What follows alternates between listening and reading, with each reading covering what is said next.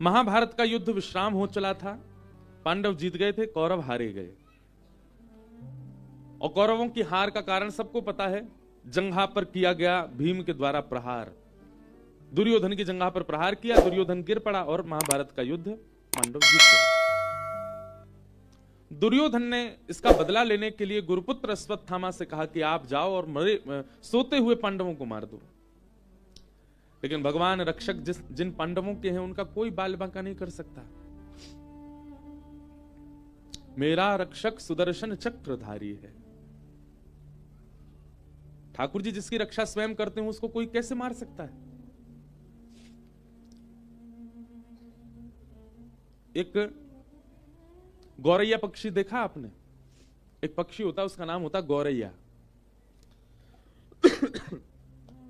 एक बड़ी सुंदर एक कथा मैंने कहीं पढ़ी थी कि गौरैया पक्षी समुद्र के तट पर एक वृक्ष पर उसका घोंसला था, वहां वो रहता था। और जो वृक्ष था वो एक मंदिर के परिसर में था, समुद्र के तट पर। तो गौरैया पक्षी ने अपना संपूर्ण जीवन मंदिर में जो भी प्रसाद आदि गिर जाता था या हवन आदि की सामग्रियां जो गिर जाती थी उन्हीं को पाकर के उसने अपना पूरा जीवन निकाला। कुछ समय बाद उसके छोटे छोटे अंडे हुए घोंसले में। गौरैया पक्षी जाता मंदिर परिसर में, कहीं कोई यज्ञ हो रहा होता, किसी व्यक्ति के हाथ से प्रसाद गिर जाता या लोग बाग दाना डाल देते तो मंदिर परिसर से इकट्ठा करके वो पाता था। छोटा सा पक्षी होता गौरैया। एक दिन ज्वार भाटा आया, प्रचंड ज्वार भाटा समुद्र में, और उस ज्वार के कारण घोंसला जो वृक्ष के ऊपर था वहां तक लहरें आ गई समुद्र की, और वो घोंसला लेकर के समुद्र भीतर चला गया। गौरैया पक्षी जब लौट करके आई तो उसने देखा कि मेरा घोंसला तो चला गया। समुद्र के तट पर जाकर के समुद्र नारायण भगवान से हाथ जोड़ के प्रार्थना करने लगी। बोले मुझे दिख रहा है मेरे बालक अभी तैर रहे हैं आपके ऊपर थोड़ी दूरी पर। मैंने कुछ बुरा नहीं किया, कुछ गलत नहीं किया, मेरे मन में किसी के प्रति दुर्भाव नहीं है।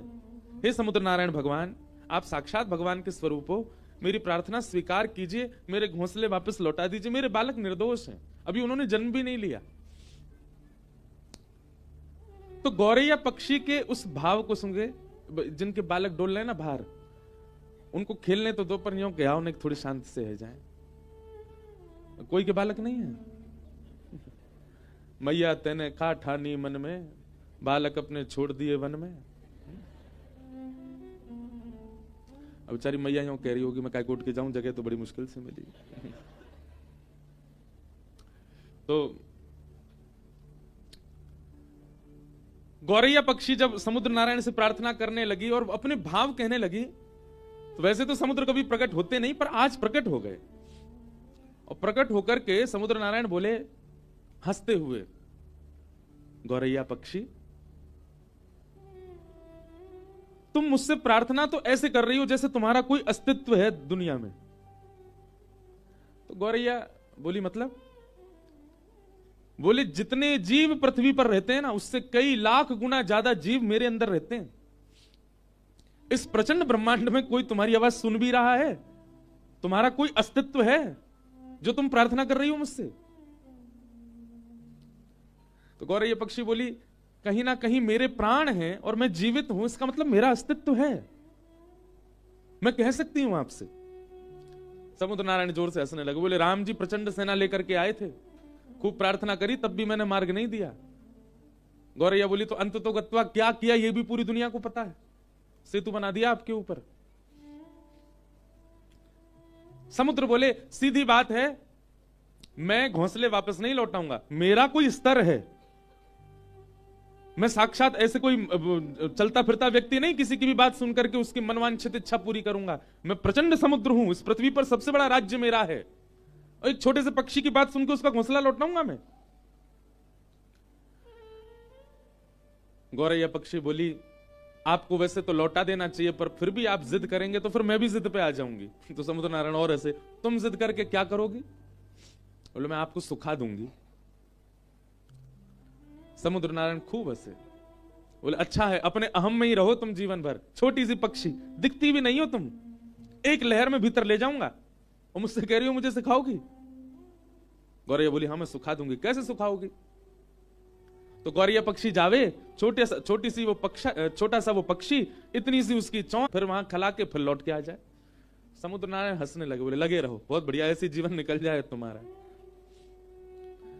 बोले जितना तुम अपनी चोंच में भर रही हो ना, उससे करोड़ टन ज्यादा जल हर प्रतिक्षण मेरे अंदर आ रहा है नदियों का। कोई फायदा नहीं है, कोई अस्तित्व नहीं है इसका। गौरैया बोली चाहे कुछ ना हो पर मैं तुमको सुखा के मानूंगी। समुद्र नारायण बोले लगे रहो, हम जाते हैं। समुद्र प्रस्थान कर गए और गौरैया लगी अपनी चोंच में भरे जल, फिर दूर जाके फिर खलावे, फिर लौट के आवे, फिर भरे जल, फिर दूर जाके खला के फिर आवे। उस पक्षी को देख करके गौरैया पक्षी जो समाज था ना, सब में चर्चा होने लगी और सब आपस में सोचने लगे हमारी प्रजाति की छोटी सी पक्षी, इसने कितना बड़ा बेड़ा उठाया समुद्र को सुखाने का, जो कि असंभव है, पर अपने हक के लिए लड़ रही है, हमें इसका साथ देना चाहिए। 2-3 दिन बाद देखते देखते 1 से 2, 2 से 200, 200 से 2 लाख, 2 लाख से 2 करोड़ गौरैया पक्षी हो गए। वहां विश्व भर के जितने पक्षी थे सब आ गए, सब अपनी चोंच में समुद्र का जल भरें और जाकर के खिला दें। समुद्र और हंसने लगे, बोले वाह, कर लो आप लोग अपना प्रयास। पृथ्वी पर जितने गौरैया पक्षी हैं सब आ गए समुद्र को खिलाने के लिए, लेकिन फिर भी कोई समुद्र पर फर्क तो पड़ना नहीं था।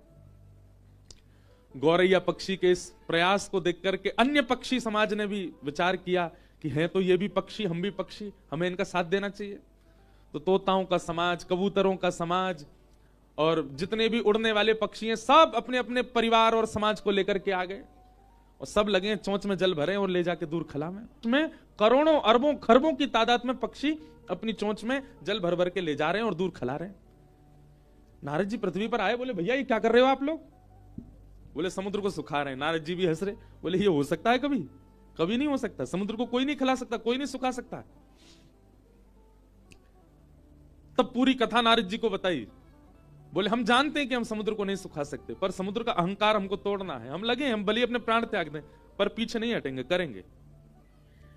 नारद जी ने जब पूरी बात सुनी कि इस प्रकार गौरैया पक्षी के घोंसले ले गए और फिर समुद्र ने अहंकार में कहा कि तुम्हारा कोई अस्तित्व थोड़ी है, तुम्हारे लिए मैं घोंसले वापस थोड़ी करूंगा।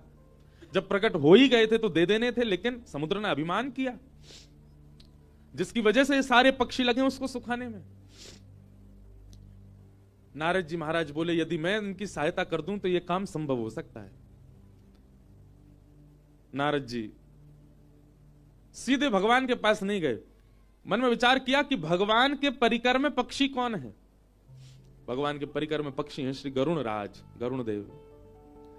गरुण जी के पास गए, बोले कि महाराज ये सारे पक्षी आपके अंश हैं और ये सब लगे आप यहां बैठ करके आनंद कर रहे हो।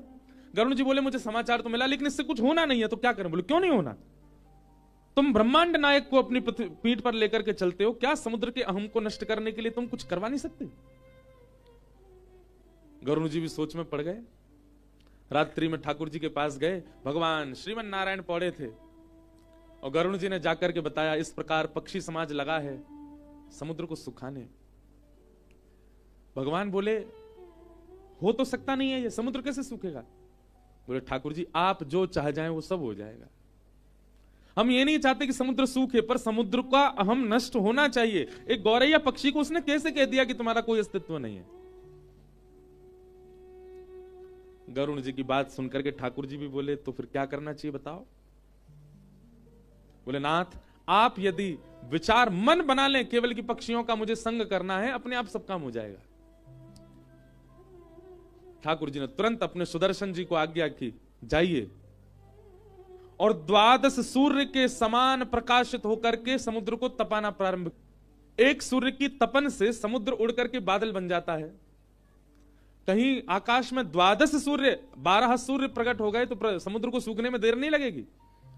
सुदर्शन चक्र जी ने भगवान के हस्त कमल से प्रस्थान करके और इतनी द्रुत गति से अपने चक्र को घुमाया कि 12 सूर्यों के समान तेज प्रकट हो गया और घूमने के कारण उनसे निकलने वाला जो हवा का वेग था वो इतना तीव्र था कि वो पृथ्वी को भी उछाल सकते थे। आकाश में आकर के जैसे ही सुदर्शन जी ने अपने वेग को करना प्रारंभ किया और 12 सूर्यों के समान तेज प्रकट हुआ, जो समुद्र 100 वर्षों में उड़ करके कुछ बादल बना पाता था, वो क्षण भर में उड़ने लगा। और देखते ही देखते किनारे खाली होने लगे, समुद्र का जल सींचने लगा, इकट्ठा होने लगा, जीव जंतु मरने लगे, समुद्र इकट्ठा होकर के एक स्थान पर नष्ट होने लगा, पृथ्वी क्षेत्र बढ़ने लगा, समुद्र का क्षेत्र घटने लग गया। समुद्र ने जब ये स्थिति देखी स्वयं की, प्रकट हो गए, प्रकट होकर के त्राहिमाम कहकर के नारायण का स्मरण किया। भगवान ने प्रकट होकर के समुद्र नारायण से कहा, अहम शून्य हो जाइए। पृथ्वी पर जिसका स्वरूप बड़ा है उसका अस्तित्व होता है, ऐसा नहीं है। इस पृथ्वी पर यदि चींटी जीवित है तो उसका भी अस्तित्व है, उसकी रक्षा भी मैं कर रहा हूं। आप उसके प्रति भी ये भाव नहीं रख सकते कि उसका कोई अस्तित्व नहीं है। एक चींटी रहती है, वह भी बालकों को जन्म देती है। ठाकुर जी कहते हैं वहां भी मेरी दृष्टि जाती है, उसको भी मैं देखता हूं। इसलिए समुद्रदेव, आप अपने विकसित रूप का अभिमान मत कीजिए। गौरैया पक्षी भले ही रूप में छोटी हो, पर उसकी निष्ठा और उसका कर्तव्य इतना श्रेष्ठ है कि वो आपको सुखाने के लिए तत्पर है, और उसकी निष्ठा कर्तव्य से प्रसन्न होकर के मैं भी उसका संग दे रहा हूं। समुद्र नारायण क्षमा मांगने लगे, बोले क्षमा कर दीजिए, मैं आज के बाद आपसे निवेदन करता हूं कि मैं कभी भी इस प्रकार के अहम में नहीं रहूंगा। कोई भी कैसी भी वस्तु समुद्र के भीतर आवे, मैं सबको किनारे कर दूंगा, किसी को भी स्वीकार नहीं करूंगा। तब भगवान ने ही कहा कि पहले गौरैया का घोंसला लौटाओ। और फिर समुद्र नारायण जो कि इतने विशाल रूप के हैं, वे अपनी लहरों में गौरैया के उस घोंसले को लेकर के गए और गौरैया के चरणों में जाकर के अर्पित किया। सब पक्षियों के नेत्र सजल हो गए। ठाकुर जी सबकी सुनते हैं, सबकी मानते हैं, सबका भाव रखते हैं। बोलो भक्तवत्सल भगवान की। तो जिसके रक्षक स्वयं सुदर्शन चक्रधारी है, उसको कोई मार सकता? कोई कितना भी बलशाली क्यों ना आ जाए, वो कुछ नहीं कर पाएगा।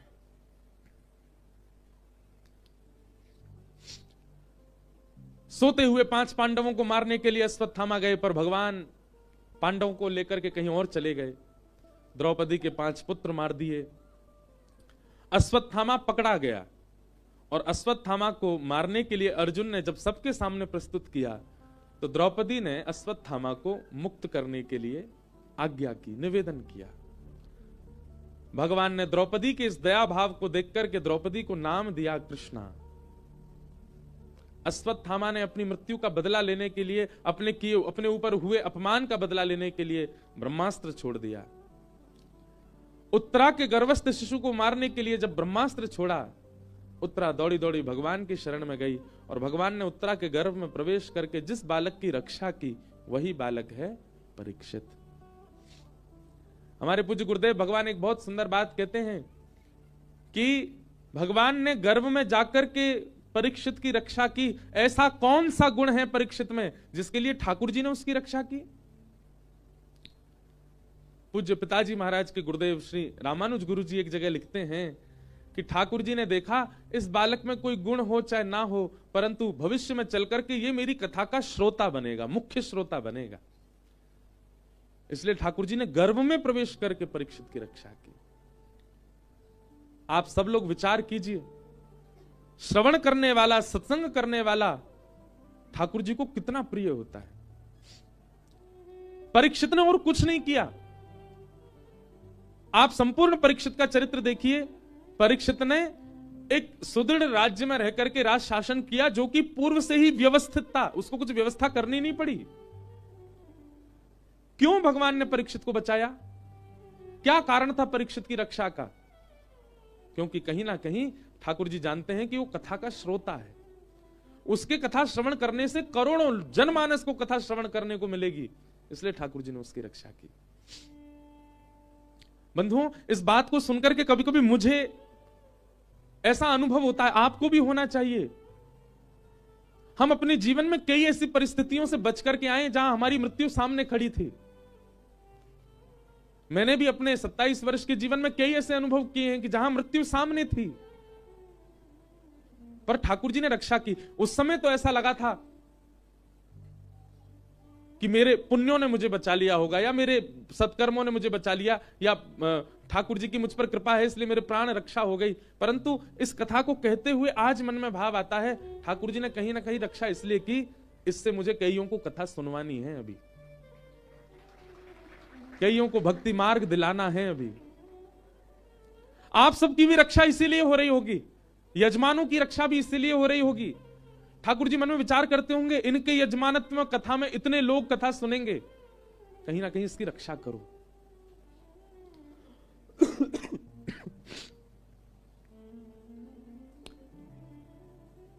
जब भक्ति का प्रचार, भक्ति का प्रवाह आपका उद्देश्य बन जाता है, तो ठाकुर जी भी आपके रक्षक बन जाते हैं। और एक बात और कहूं बंधुओं, हृदय से बहुत ध्यानपूर्वक सुनिएगा। भगवान ने हमारी रक्षा की, ठाकुर जी रक्षा करते हैं, इसको आप किस रूप में लेते हो?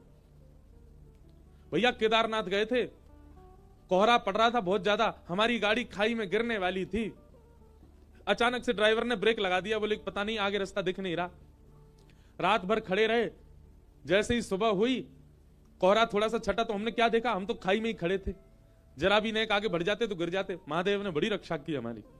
ये रक्षा नहीं है। ठाकुर जी आपकी रक्षा करते हैं, इसका मतलब ये ना समझें कि इस प्रकार की घटनाओं से रक्षा, वह भी रक्षा है, परंतु विशेष रूप से ठाकुर जी की रक्षा किसे कहेंगे आप?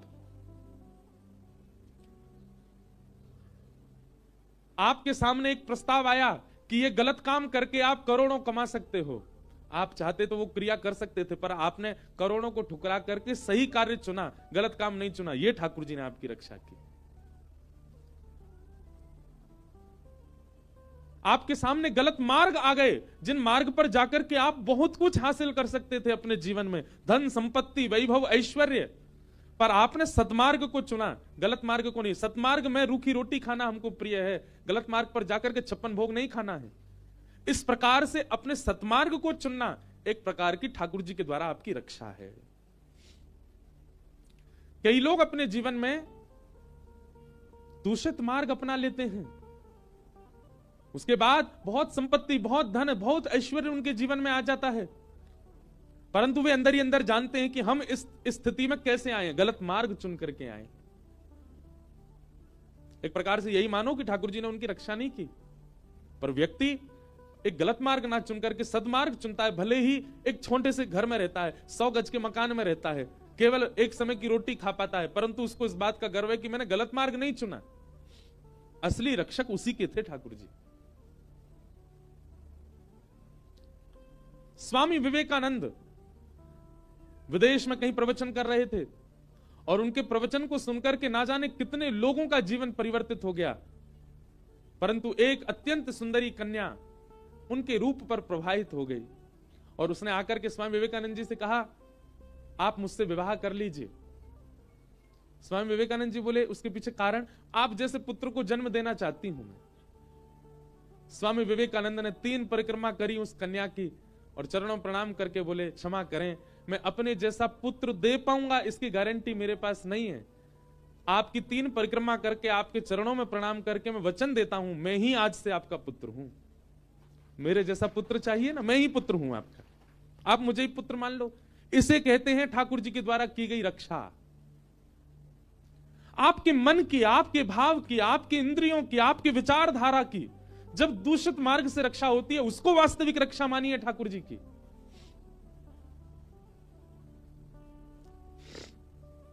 आपके सामने अवसर था कुछ गलत करने का, पर आपने फिर भी स्वयं को रोक लिया, ठाकुर जी आपकी रक्षा कर रहे हैं। आपके सामने अवसर आया और उस अवसर को जान आपने विचार किया, कोई देख तो रहा नहीं है, कर लो, समझ जाना ठाकुर जी की दृष्टि नहीं है आपके पास, इसीलिए आप उस क्रिया को करने में सक्षम थे। भगवान ने परीक्षित की रक्षा की, कुंती ने भगवान की स्तुति गाई, और कुंती की स्तुति स्तवन के बाद ठाकुर जी बोले, अब मैं द्वारिका जा रहा हूं। भैया महाभारत युद्ध हो गया, परीक्षित की रक्षा, बालक की रक्षा हो गई, सब कुछ हो गया, अब मैं वापस द्वारिका जा रहा हूं। और जैसे ही ठाकुर जी द्वारिका जाने के लिए प्रस्थान करने लगे, दूर खड़े हुए युधिष्ठिर रोने लगे।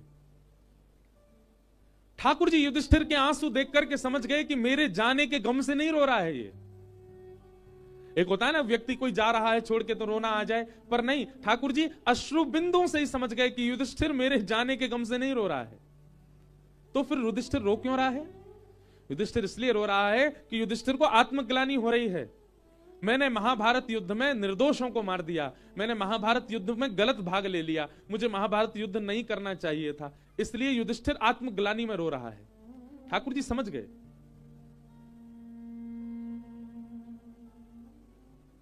बंधु एक बात बताएं, अधिकतर ठाकुर जी के सामने जाकर के रुदन करने वाले लोग आत्मग्लानि के ही होते हैं।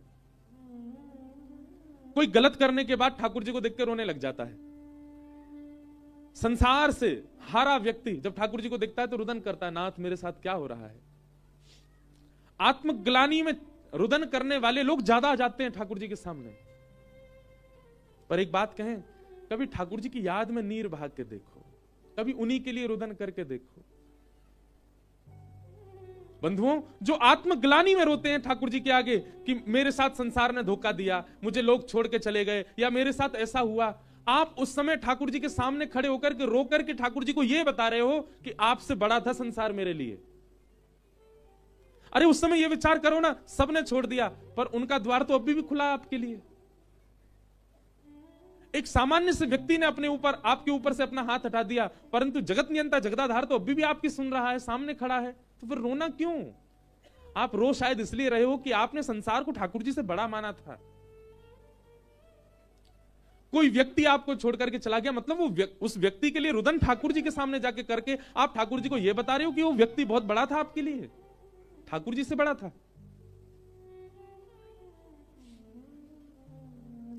इसलिए संसार से मिलने वाले दुर्व्यवहार का रुदन कभी ठाकुर जी के आगे मत करो। ठाकुर जी को कितनी पीड़ा होती होगी। ले या के सामने मैं खड़ा हूं, मेरा अस्तित्व नहीं है, मैंने याकू नहीं छोड़ो, वहां से याकू प्रसन्नता नहीं, एक सामान्य जीव याकू छोड़ के चलोगे, वाके का रो रहो मेरे आगे आके। संसार की आपत्ति विपत्तियां सब आपके जीवन में आएंगी जाएंगी, पर ठाकुर जी तो एक रूप एक रस रहते हैं, वो कभी नहीं छोड़ते।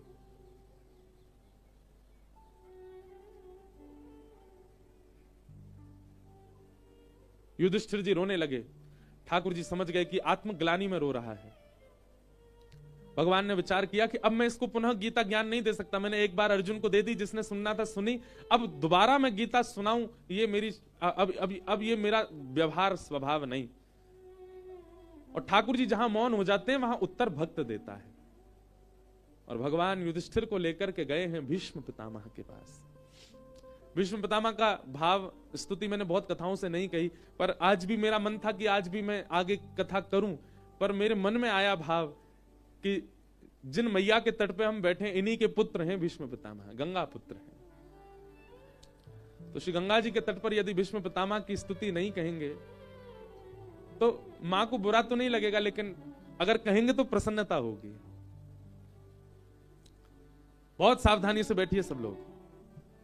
भीष्म पितामह, यदि आप मुझसे कहें कि आप श्रीमद् भागवत की कथा 9 वर्षों से कर रहे हैं, 9 वर्षों में भागवत में जितने भक्त हैं उन भक्तों में आपने किसको अपना प्रेरणा स्रोत माना? तो कुछ भक्तों के नाम हैं, उन भक्तों में भी टॉप 3 यदि पूछें तो उनमें भी टॉप 3 में आते हैं भीष्म पितामह। अद्भुत है।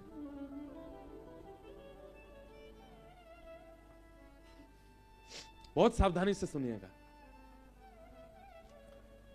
भीष्म पितामह बाणों की सैया पर लेटे हैं, परंतु उनके पिता के द्वारा मिला हुआ इच्छा मृत्यु का वरदान, जब तक तुम्हारी इच्छा नहीं होगी पितामह तुम मर नहीं सकते। उस मृत्यु के वरदान को कितने सही ढंग से प्रयोग लिया भीष्म पितामह ने। कैसे? मृत्यु सामने खड़ी है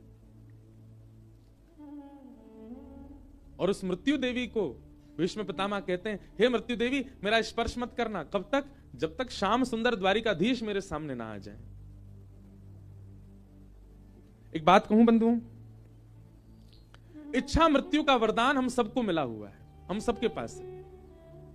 ये बात आप बिल्कुल सत्य मानिएगा। इच्छा मृत्यु का वरदान मुझे भी मिला है, आपको भी, हम सबको इच्छा मृत्यु का वरदान मिला है।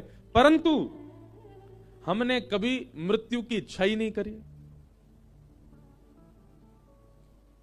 साइलेंट कर लो भैया जिसका भी फोन बज रहा है।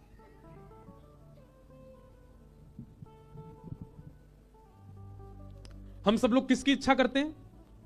हमारी पत्नी ऐसी होनी चाहिए, हमारे बच्चे ऐसे होने चाहिए, बेटा होगा तो ये नाम रखेंगे, बेटी होगी तो ये नाम रखेंगे, बच्चे पढ़ लिखने वाले होंगे इस स्कूल में पढ़ाएंगे, हमारा घर देहरादून में होना चाहिए, ऋषिकेश में होना चाहिए, ऐसा काम करेंगे, ऐसा व्यापार करेंगे, इतना पैसा कमाना, ये गाड़ी खरीदनी। ये सारी इच्छाएं हमारी होती हैं, पर इस जीवन का जो अकाट्य सत्य है मृत्यु, उसकी हमने कभी इच्छा नहीं करी। आप कहोगे महाराज जी इसलिए कथा नहीं सुनना है आपकी कि आप यूं बताओ कि मरवे की इच्छा करो। हमारी बात समझिएगा, मृत्यु सबकी होनी है। यहां पे कोई बैठा व्यक्ति ये बात कह सकता है मेरी मृत्यु ना होगी? कोई हो तो हाथ ऊपर कर लो भैया। सब जानते हैं कि हम सबकी मृत्यु निश्चित है। किसी की मृत्यु रोगों से हो सकती है, किसी की मृत्यु गिरने से हो सकती है, किसी की मृत्यु सोते सोते हो सकती है, सबकी होगी। पीछे बैठे व्यक्ति से लेकर मुझ तक सब मरने वाले हैं। यहां पर सबकी मृत्यु होनी है। हम सब जानते हैं हमारे जीवन का परम सत्य है, अंतिम उद्देश्य मृत्यु ही है हमारा। हम चाहे जीवन में जो कर लें, पर जाना हमको अर्थियों पर ही है, जाना हमको अस्थियों में ही है। कभी हमने उसके बारे में विचार क्यों नहीं किया कि हमारी मृत्यु कैसी हो? इच्छा मृत्यु का वरदान सबको मिला है, पर कोई इच्छा तो करे। और इच्छा कैसी करे? हे नाथ, जब तक प्राण है, जब तक जीवन है, तब तक मैं अपने कर्तव्यों का निर्वहन करूंगा। मैं जीवन में दुख भी सहूंगा, सुख भी सहूंगा, पीड़ा भी सहूंगा, आपत्ति भी सहूंगा। लेकिन नाथ मेरी बस आपसे एक प्रार्थना, मेरे जीवन में पीड़ा आवे, दुख आवे, दारिद्र आवे, सब कुछ मैं सहने को तैयार हूं। आप केवल मेरी एक चीज सुधार दीजिए। क्या? मेरी मृत्यु ऐसी होनी चाहिए। अपनी मृत्यु पहले विचार करो, कैसी मृत्यु चाहिए? हे नाथ, मेरी मृत्यु ऐसी हो कि जब मृत्यु काल आवे ना समीप, सबसे पहली बात तो मेरे अंदर यह आए कि मैं उस दिन भयभीत ही ना हूं, मुझे भय ना लगे, मैं निर्भीक रहूं, अत्यंत उत्साह में रहूं। और उस दिन या तो वृंदावन जाऊं, या तो अयोध्या जाऊं, या गंगा जी के तट पर जाऊं, कहीं भी श्रेष्ठ स्थान पर मैं जाऊं, वहां जाकर के आपका दर्शन करूं, संतों को प्रणाम करूं, सबको दान पुण्य करूं, सत्संग श्रवण करूं, सुंदर कथा श्रवण करके, माथे पर तिलक लगा करके, बढ़िया चंदन फोटा लगाए के, बढ़िया इत्र लगा करके, कीर्तन में खूब उछल उछल के नृत्य करूं, गंगा यमुना जल का पान करूं, संतों की शीत प्रसादी लेकर के गंगा तट पर, यमुना तट पर एकांत चित्त से बैठा हूं। तभी मेरी मृत्यु की घड़ी आ जाए और उस घड़ी में मेरे पास कोई ना हो, मैं अकेला एकांत में प्रसन्न मुद्रा में बैठा हूं, और उसी समय मेरे इष्ट मेरे सामने प्रकट हो जाए। मैं उनका एक क्षण दर्शन करूं, एक क्षण उनके नेत्रों को, नासिका को, ग्रीवा को, गर्व को, चरणार बिंदों का मैं दर्शन करूं, और सर्वांगीण अंगों का दर्शन करते ही मेरे प्राण चले जाए। ऐसी इच्छा मृत्यु कितने भक्तों के विषय में आया, कितने संतों के विषय में आया कि उन्होंने इच्छा मृत्यु की और वैसी मृत्यु उनको प्राप्त हुई। इच्छा मृत्यु करने का मतलब यह नहीं कि मैं आज शाम को पधार जाऊं, नहीं। इच्छा मृत्यु का मतलब है जब भी मेरे प्राण निकले, मुझे नहीं पता कब निकलेंगे, जब निकले तो उस समय स्थिति ऐसी हो, उस समय का वातावरण ऐसा हो, उस समय का माहौल ऐसा हो, उस समय मेरे मन में यह चल रहा हो, मेरी बुद्धि में ऐसे विचारधाराएं हो, तब मेरे प्राण निकले। इतना तो कहना स्वामी, जब प्राण तन से निकले, गोविंद नाम लेकर जब प्राण तन से निकले। मेरे मुख से गोविंद नाम निकले जब मेरे प्राण निकले नाथ। और उस समय कौन दिखाई दे? बेटा दिखाई दे, बेटी दिखाई दे, पत्नी दिखाई दे, बच्चे कौन दिखे? कोई ना दिखे। ये सब संसार के लोगों को जीवन भर देखा मैंने, अंतिम समय में ये लोग ना दिखे मुझे तो कौन दिखे? पीतांबरी कसी हो, मुखड़े पे एक हंसी हो, छवि मन में ये बसी हो, जब प्राण तन से निकले। श्री गंगा जी का तट हो, यमुना का वंशी वट हो, मेरा सांवरा निकट हो, जब प्राण तन से निकले, उस समय जल्दी आना। जब मेरे प्राण निकल रहे हो नाथ, उस समय देर मत करना आप। अच्छा देखो, ऐसा भाव मांगने वाला व्यक्ति ये कहे ठाकुर जी से, जीवन भर कुछ नहीं मांगूंगा आपसे, आप चाहे कितना भी दुख दो, कितनी पीड़ा दो, सब छीन लो मुझसे, आपसे कोई मांग नहीं करूंगा मैं, बस एक ही मांग है मेरी, मेरे अंतिम श्वास में आना मेरे पास, उस समय जल्दी आना, नानाथ भूल जाना, और अकेले मत आना, श्री राधे को साथ लाना, जब प्राण तन से निकले। ऐसी इच्छा मृत्यु रखो।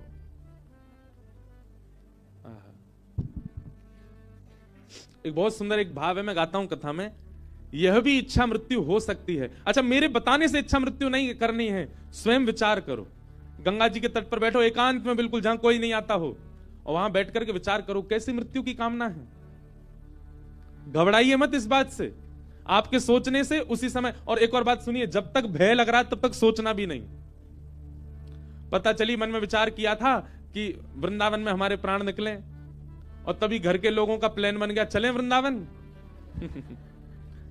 अरे नहीं यार, अभी नहीं, अभी तो बहुत काम करने मुझको, ऐसा मत कर लेना, हाथ जोड़ रहा हूं, मुझे पाप लगेगा। बोले तेने यार ऐसी बात बताई, लोग वृंदावन आवे थे डर रहे हैं अब। इस इच्छा मृत्यु को वो ही करे जिसके अंदर भय ना हो। हमने तो विचार किया है, हमारा कंफर्म है कि हमको ऐसे, और हमें यह भी विश्वास है, हर दिन कथा करते हैं, हर दिन विश्वास और तीव्र होता है कि ऐसा ही होगा। वो बताना नहीं है, किसी को बताना नहीं कैसा चाहिए। बड़े खतरनाक लोग भी होते हैं। एक जगह मेरी कथा में कोई व्यक्ति बोला, महाराज जी आपने इच्छा मृत्यु का एक भाव कहा, मैं अपनी एक निजी बात शेयर करूं, मैंने करो, मुझे भोजन बहुत बढ़िया लगता है। मैंने आज मन में विचार किया कि जिस दिन मेरे प्राण निकले उस दिन सुबह सुबह जलेबी खाऊं, कचौड़ी खाऊं, बेड़ई सब्जी खाऊं, दोपहर के राजभोग में बढ़िया मेरे पास में मक्के की रोटी सरसों का साग बने, चटनी से लगा के पाऊं, रात्रि का प्रसाद पाने के लिए मेरे पास दाल बाटी आवे, बढ़िया चूरमा, उसमें गुलाब पड़ा हो महाराज जी। मैंने कहा फिर?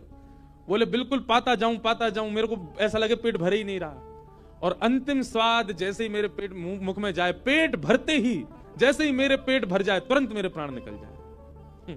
ऐसे भोगी लोग भी हैं, बड़े प्रचंड प्रसिद्ध लोग हैं, मैं दो तीनों से मिला हूं मैं, जो भोग के द्वारा प्राण त्यागना चाहते हैं। ऐसे लोगों को मेरे चरणों में प्रणाम है भैया, ऐसा विचार मत करियो। इच्छा मृत्यु कैसी होनी चाहिए? मनमोहन तुझे रिझाऊं, तो है नित नए लाड़ लड़ाऊं, बसा कर नैनन में, छिपा के तुझे नैनन में हो, बसा कर नैनन में, छिपा के तुझे नैनन में हो, बसा कर नैनन में, छिपा कर नैनन में, बसा कर नैनन में, छिपा कर नैनन में, ओ मनमोहन तुझे रिझाऊं, ओ मनमोहन तुझे रिझाऊं, हो तो है नित नए लाड़ लड़ाऊं, हो तो है नित नए लाड़ लड़ाऊं, बसा कर नैनन में, छिपा कर नैनन में, बसा कर नैनन में, छिपा कर नैनन में, ओ बसा कर नैनन में, छिपा कर नैनन में, बसा कर नैनन में, छिपा कर नैनन में।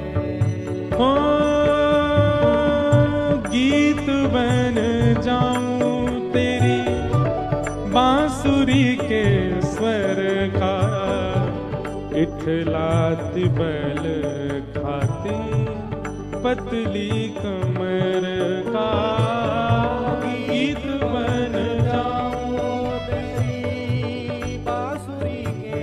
चिंतन करो शब्दों का।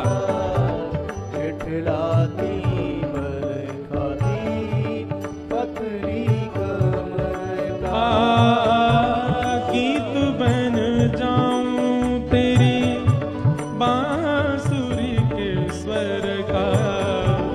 इठलाती बैल खाती पतली कमर का गीत बन जाऊं तेरी बांसुरी के स्वर का।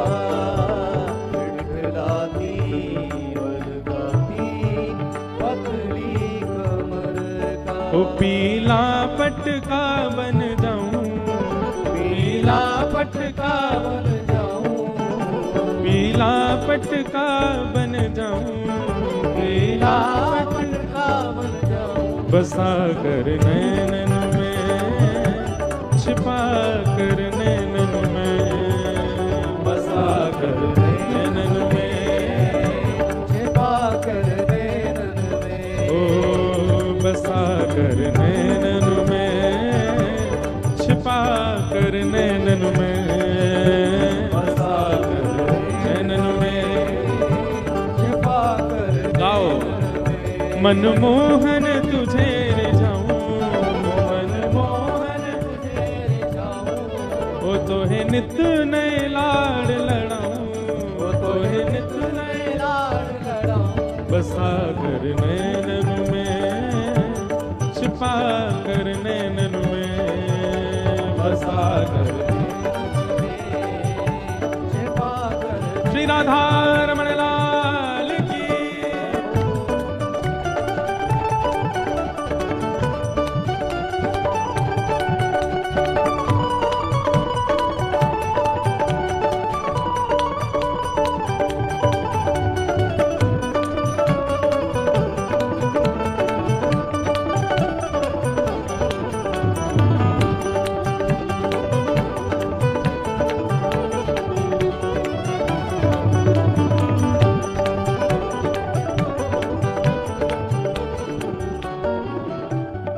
एक बात कहूं बंधु, आप कहोगे महाराज जी आप ऐसी बात कर रहे हो कि हम ठाकुर जी के पटका बन जाएं, ठाकुर जी के बांसुरी का स्वर बन जाएं। ये सब तो निर्जीव होते हैं, इनमें कोई प्राण थोड़ी होते हैं। पर बंधु एक बात कहें, हमारे भक्ति परंपरा में ठाकुर जी के श्री अंग पर जावे वाली जो भी वस्तु है सब में प्राण है। उस बात का एक प्रमाण दें। श्रीमद वल्लभाचार्य जी महाराज अपने श्री ठाकुर जी का नित्य भोग पधराते थे। एक बार 3 लोग रोते रोते गए महाप्रभु जी के पास। बहुत सावधानी से इधर देखो सब लोग सुनो। जिन लोगों को लगता है मुकुट में प्राण नहीं है, माला में प्राण नहीं है, कुंडल में प्राण नहीं है, वंशी प्राण, ये सब निर्जीव केवल और केवल श्रृंगार है। 3 लोग रोते रोते गए तो श्रीमद वल्लभाचार्य जी महाराज उनसे पूछने लगे, भैया तुम रो क्यों रहे हो? अब बहन मैं कथा करूं कि टाटा करूं? बैठ जाओ। तो इधर देखो, महाप्रभु जी बोले आप रो क्यों रहे हो, क्या बात है? कुछ नहीं बोले, बस एक ही बात बोले, हमें सेवा से दूर मत करो, हमें सेवा से विलग मत करो, हमें सेवा से बाहर मत करो। महाप्रभु जी बोले कौन सी सेवा से दूर कर रहा है तुमको कोई, क्या बात है स्पष्ट बताओ। तो तीनों बस रोते रहे, हमें सेवा से दूर मत करो। थोड़ी देर बाद श्रीमद वल्लभाचार्य जी महाराज ने जब नेत्र बंद करके ध्यान लगाया तो क्या पता चला पता है कि रसोई घर में ठाकुर जी के लिए प्रसाद बन रहा था और प्रसाद के लिए जब भात बनाने के लिए चावलों को धोया जा रहा था, उनका माण जब अलग किया जा रहा था चावलों का, तो माण अलग करते समय चावल में से 3 दाने माण के साथ नाली में बह गए और वे तीनों ही रूप धारण करके आए और महाप्रभु जी से बोले हमें सेवा से दूर मत करो। मतलब जब तक वस्तु भगवत सन्निधि में नहीं जाती तब तक वह निर्जीव है, पर भगवत सेवा में आने के बाद उसमें प्राण होते हैं। वो कोई ना कोई दैविक, कोई ना कोई वैदिक, कोई ना कोई भक्त है। इसलिए हमारे श्री लाल जी का जब भी श्रृंगार होता है, मुकुट को भी प्रणाम करके पधराया जाता है, वंशी जी को भी प्रणाम करके पधराया जाता है, माला भी प्रणाम करके पधराई जाती है। ठाकुर जी के श्री अंग पर आने वाली पोशाक भी, उसमें भी यही भाव होता है कि कोई वैष्णवी ठाकुर जी के ऊपर आए हैं आज, ठाकुर जी को धकवे के काजे। ठाकुर जी की मसनद भी उठाते हैं ना, तो उसको भी ऐसे प्रणाम करते हैं, जय हो गादी जी को प्रणाम, मसनद जी को प्रणाम, झारी जी, बंटा जी, सबको जी लगा करके, मतलब उनमें प्राण है। इसलिए ये विचार मत करना कि महाराज जी कह रहे हैं वंशी बने, पटका बने, ये तो निर्जीव होते हैं, ये सब में प्राण होते हैं। अपनी भक्ति साधना से आप वंशी बन सकते हैं। वंशी कौन है? भगवान की, स्वयं महादेव वंशी बन करके आए हैं ठाकुर जी की। घुंघरू बनूं जो तेरी पायल का प्यारे, पल पल चुमा करूं चरण तुम्हारे। घुंघरू बनूं जो तेरी पायल का प्यारे, पल पल चुमा करूं चरण तिहारे। घुंघरू बनूं जो तेरी पायल का प्यारे, पल पल चुमा करूं चरण तिहारे। घुंघरू बनूं जो तेरी पायल का प्यारे, पल पल चुमा करूं चरण तिहारे। ओ तेरे धीरे धीरे चरण दबाऊं, ओ तेरे धीरे धीरे चरण दबाऊं, तेरे धीरे धीरे चरण दबाऊं, ओ तेरे धीरे धीरे चरण दबाऊं। बसा कर नैनन में, छिपा कर नैनन में, बसा कर नैनन में, छिपा कर नैनन में। ओ बसा कर नैनन में, छिपा कर नैनन में, बसा कर नैनन में। छिपा कर नैनन में। ओ मनमोहन तुम्हें रिझाऊं, ओ मनमोहन मेरे जाऊं। ओ तोहे नित नए लाड़ लड़ाऊं, ओ तोहे नित नए लाड़। ऐसे बसा कर नैनन में, छिपा कर नैनन में, बसा कर छिपा कर नैनन में। ओ बसा कर नैनन में, छिपा कर नैनन में, बसा कर नैनन में। छिपा कर नैनन में। और अंतिम अभिलाषा मेरी क्या है, मेरी इच्छा मृत्यु क्या है? ये है राधिका किशोरी संग रमण तुम्हारा, मुझको दिखा दो कभी ऐसा नजारा। राधिका किशोरी संग रमण तुम्हारा, मुझको दिखा दो कभी ऐसा नजारा। राधिका किशोरी संग रमण तुम्हारा, मुझको दिखा दो कभी ऐसा नजारा। राधिका किशोरी संग रमण तुम्हारा, मुझको दिखा दो कभी ऐसा नजारा। हे नाथ, बहुत दिन आए गए वृंदावन में, स्थूल आपको देखते हुए। अब स्थूल देखने की इच्छा नहीं है हमारी, अब तो केवल एक ही इच्छा है कि किसी दिन आप सचल वृंदावन में हमको दिख जाओ। और अकेले नहीं देखो, किशोरी जी के साथ रमण करते भय देखो, विहार करते भय देखो, लीला करते भय देखो, रास करते भय देखो। हे नाथ, मेरी आपसे और कोई जिज्ञासा नहीं, मेरा जीवन सुखी है दुखी है मैं सब सह लूंगा, केवल मेरा अंत ऐसा हो। आप किशोरी जी के साथ विहार कर रहे हैं, रमण कर रहे हैं, वो दृश्य मुझे जिस दिन दिख जाए, भले ही मैं करोड़ों का काम छोड़ करके वृंदावन आया हूं, पर जिस दिन आप प्रत्यक्ष मुझे दिख जाओ बस, उसके बाद नाथ फिर चाहे मैं मर जाऊं, फिर चाहे मैं मर जाऊं, फिर चाहे मैं मर जाऊं, फिर चाहे मैं मर जाऊं, बसा कर नैनन में, छिपा कर नैनन में, बसा कर नैनन में, छिपा कर नैनन में।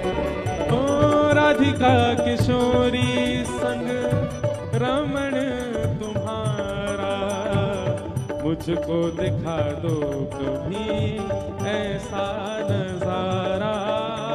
राधिका किशोरी संग रमण तुम्हारा, मुझको दिखा दो कभी ऐसा नजारा। ओ फिर चाहे मैं मर जाऊं, ओ फिर चाहे मैं मर जाऊं, फिर चाहे मैं मर जाऊं, फिर चाहे मैं मर जाऊं, बसा कर नैनन में, छिपा कर नैनन में, बसा कर नैनन में, छिपा कर नैनन में। ओ बसा कर नैनन में, छिपा कर नैनन में, बसा कर नैनन में, छिपा कर नैनन में। ओ बसा कर नैनन में, छिपा कर नैनन में, बसा कर नैनन में, छिपा कर नैनन में। हाँ बसा कर नैनन में, छिपा कर नैनन में, बसा कर नैनन में। जय जय श्री राम, जय जय श्री राम, जय जय श्री राम।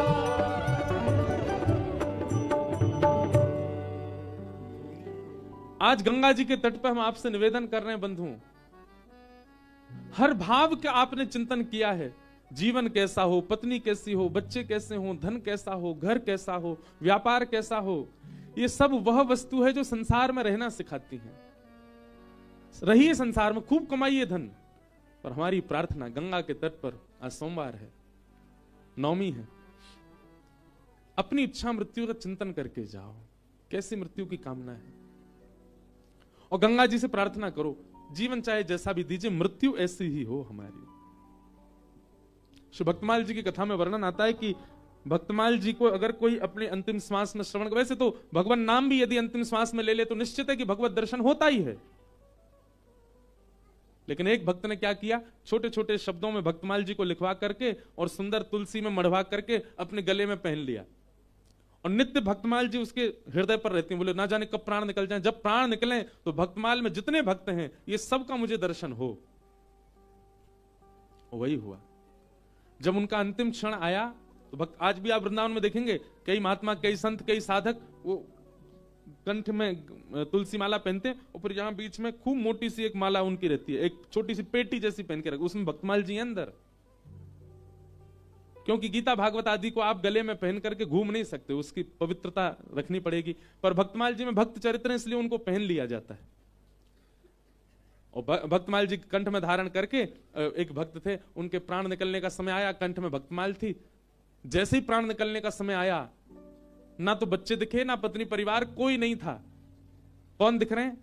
श्री ध्रुव जी महाराज, श्री प्रहलाद जी महाराज, श्री हितरवंश महाप्रभु, स्वामी श्री हरदास जी महाराज, सब भक्तों के दर्शन होने लगे, और सब भक्त उनका हस्त कमल पकड़ करके बोले चलो अब अपने पिया के देश जाने का समय। जिनकी भूमि पर हम बैठे हैं, वैसे तो ये भूमि महादेव की है, गंगा जी की है, पर इस भूमि पर बैठ के जिन्होंने खूब भजन साधना की, हनुमान प्रसाद पोद्दार जी, उनका एक बहुत सुंदर पद है, चलवा पिया के देश, चलवा पिया के देश, सजनी चलवा पिया के देश, सजनी चलवा पिया के देश, जहां नहीं मोह ममता की रजनी, जहां नहीं मोह ममता की रजनी, मिले रहे दिन रे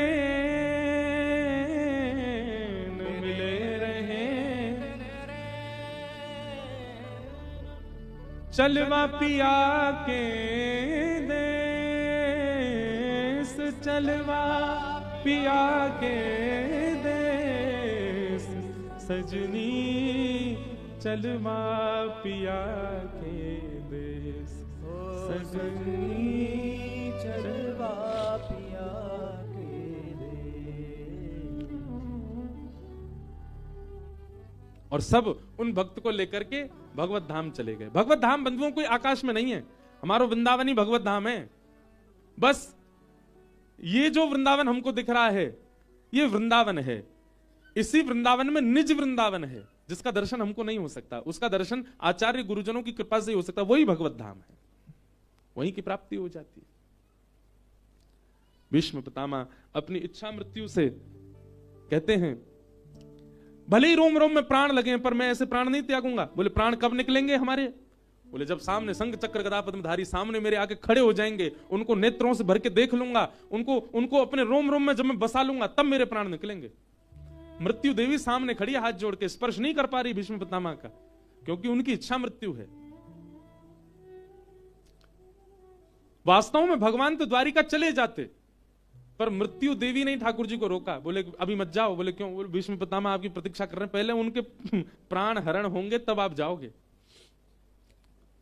इसलिए युधिष्ठिर जी के रोने का बानक बना और भगवान युधिष्ठिर को लेकर के भीष्म पितामह के पास गए। बंधुओं, जीवन चाहे जैसा हो, मृत्यु हो भीष्म पितामह जैसी। भले ही जीवन भर कौरवों का संग किया भीष्म पितामह ने, गलत लोगों का संग किया, कुछ गलतियां भी करी अपने जीवन में, पर उसका दंड भोगा उन्होंने। रोम रोम में बाण लगा भीष्म पितामह के, लेकिन मृत्यु भीष्म पितामह जैसी। बाणों की सैया पर लेटे हैं, तभी चंदन की सुगंधी आने लगी भीष्म पितामह को। थोड़ा नेत्र खोल करके देखा तो दूर से पीतांबरी लहरा रही है, थोड़ा और समीपता से देखा तो मोरपिच्छ दिखने लगा, सुंदर मुकुट दिखने लगा, श्याम वर्ण की कांति चलती हुई आ रही है भीष्म पितामह की ओर। पितामह आनंदित हो गए, वाह जय हो, बस अब मेरा जीवन सार्थक हो जाएगा। सामने आकर के ठाकुर जी खड़े हो गए, भीष्म पितामह दर्शन करने लगे। पहले पांडवों को कुछ ज्ञान उपदेश किया और वह ज्ञान उपदेश करने के बाद पितामह भीष्म बोले पांडवों अब तुम सब किनारे हो जाओ, मुझे मेरा काम करने दो जिसकी मैं प्रतीक्षा कर रहा हूं। बोले क्या करना? ठाकुर जी सामने आओ मेरे। भीष्म पितामह लेटे थे, सामने ठाकुर जी आगे, कहो। बोले मुझे इच्छा मृत्यु का वरदान है, जब तक मेरी इच्छा नहीं हो मैं प्राण नहीं त्याग सकता। आप मेरे सामने खड़े रहो, मैं आपके रोम रोम का दर्शन करूंगा और जब मेरी इच्छा हो जाएगी, जब मैं तृप्त हो जाऊंगा आपके दर्शन से अपने प्राण त्याग दूंगा। ठाकुर जी बोले जे भले आए हम, देख तो रहे हो 10 साल तक तो खड़ी रहेंगे हम यहीं पे। इच्छा मृत्यु भैया कितने दिन की इच्छा कर सके। ठाकुर जी सामने खड़े हो गए। ठाकुर जी का मुखमंडल थोड़ा सा मुरझा गया कि मैं वैसे इतने दिनों से द्वारिका से दूर हूं, अब जब ये और भीष्म पितामह जन कितने दिन लगाए को मृत्यु करवे में। ठाकुर जी के मुखमंडल पर जैसे ही थोड़ी सी मुरझाहट आई तो भीष्म पितामह बोले ए सुनिए, ये मुरझाया हुआ चेहरा नहीं देखना मेरे। शताम कलेवरम यावदिदं हिनुम्य प्रसन्न हासारुणलोचलोल्लस मुखाम्भुजो ध्यान पतश्चतुर्भुज। मुस्कुराइए ठाकुर जी, ऐसे मुरझाए हुए से खड़े मत हो। ठाकुर जी ने मुस्कान लगे, अरे नेक और मुस्कुराए दो। ठाकुर जी नेक और मुस्कुराए, बोले ऐसे नहीं, इतना मुस्कुराओ कि आपके गाल दोनों गोल गोल हो जाएं, इतनी जोर से मुस्कुराओ। प्रसन्न हासारुणलोचलोल्लसत, मेरे लोचनों को आपके सुंदर गालों के दर्शन हो, फूलते भय गालन के, ऐसे प्रसन्न होके खड़े भय। ठाकुर जी जोर से मुस्कुरा रहे हैं। भगवान भीष्म पितामह बस ऐसे ही खड़े रहो, अब देख लूं आपको जरा। कैसी मृत्यु भीष्म पितामह की। कहां मृत्यु मातम होती है, कहां मृत्यु शोक होता है, पर भीष्म पितामह ने अपनी मृत्यु को उत्सव मना लिया। भैया जितने तिलक लगावे वाले बैठे हैं, कंठी मारा वाले बैठे हैं, नाम जप करवे वाले बैठे हैं, कथा सुनवे वाले बैठे हैं, हमारो भजन सार्थक तब मानो जब मृत्यु मातम नहीं मृत्यु उत्सव है जाए। आप गए तो भले ही लोगों के नेत्रों में अश्रु थे, पर जब गए तो स्वयं के मुखमंडल पर प्रसन्नता थी। जाना सबको है, भीष्म पितामह ऐसे ही गए। और भीष्म पितामह ने भगवान की स्तुति गाई।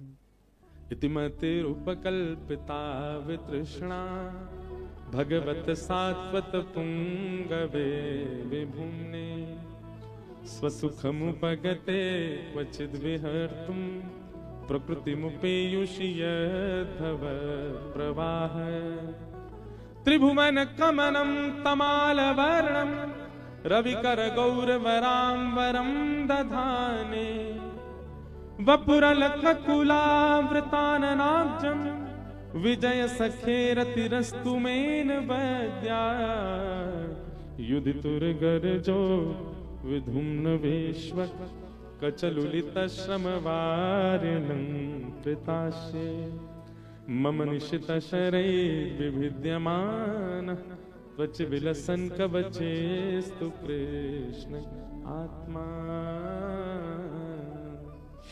गंगा पुत्र भीष्म पितामह ने स्तुति गाई और स्तुति सुनकर के भगवान प्रसन्न हो गए और संपूर्ण स्तुति का गान करके उत्तरायण का समय हुआ, मकर संक्रांति जिसे कहते हैं, भीष्म पितामह ने ठाकुर जी को देखते देखते अपने प्राण भगवान में विलीन कर दिए। बोलो भक्तवत्सल भगवान।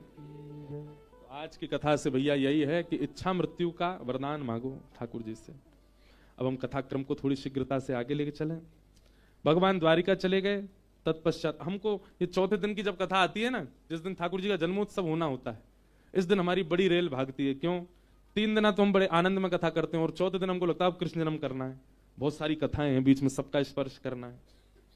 तो इसलिए चौथे दिन हम थोड़े मुक्त कम हो पाते हैं कि खुल के अपने भाव रखें अपनी, क्योंकि समय सीमित है और कथा बहुत है, इसलिए चौथे दिन की कथा में हमारी भागदौड़ बनी रहती है।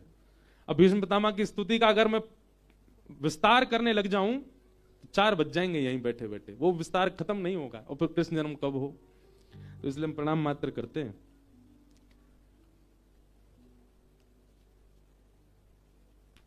भगवान द्वारिका चले गए। द्वारिका जाने के पश्चात उत्तरा के बालक परीक्षित का जन्म हुआ। कुछ समय बाद परीक्षित थोड़े बड़े हो गए।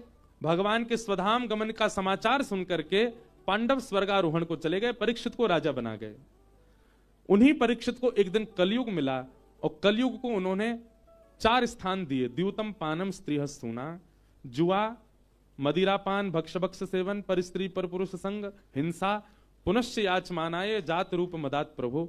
दोबारा मांगने पर कलयुग को 5वां स्थान दिया, बिना मेहनत के कमाया गया धन।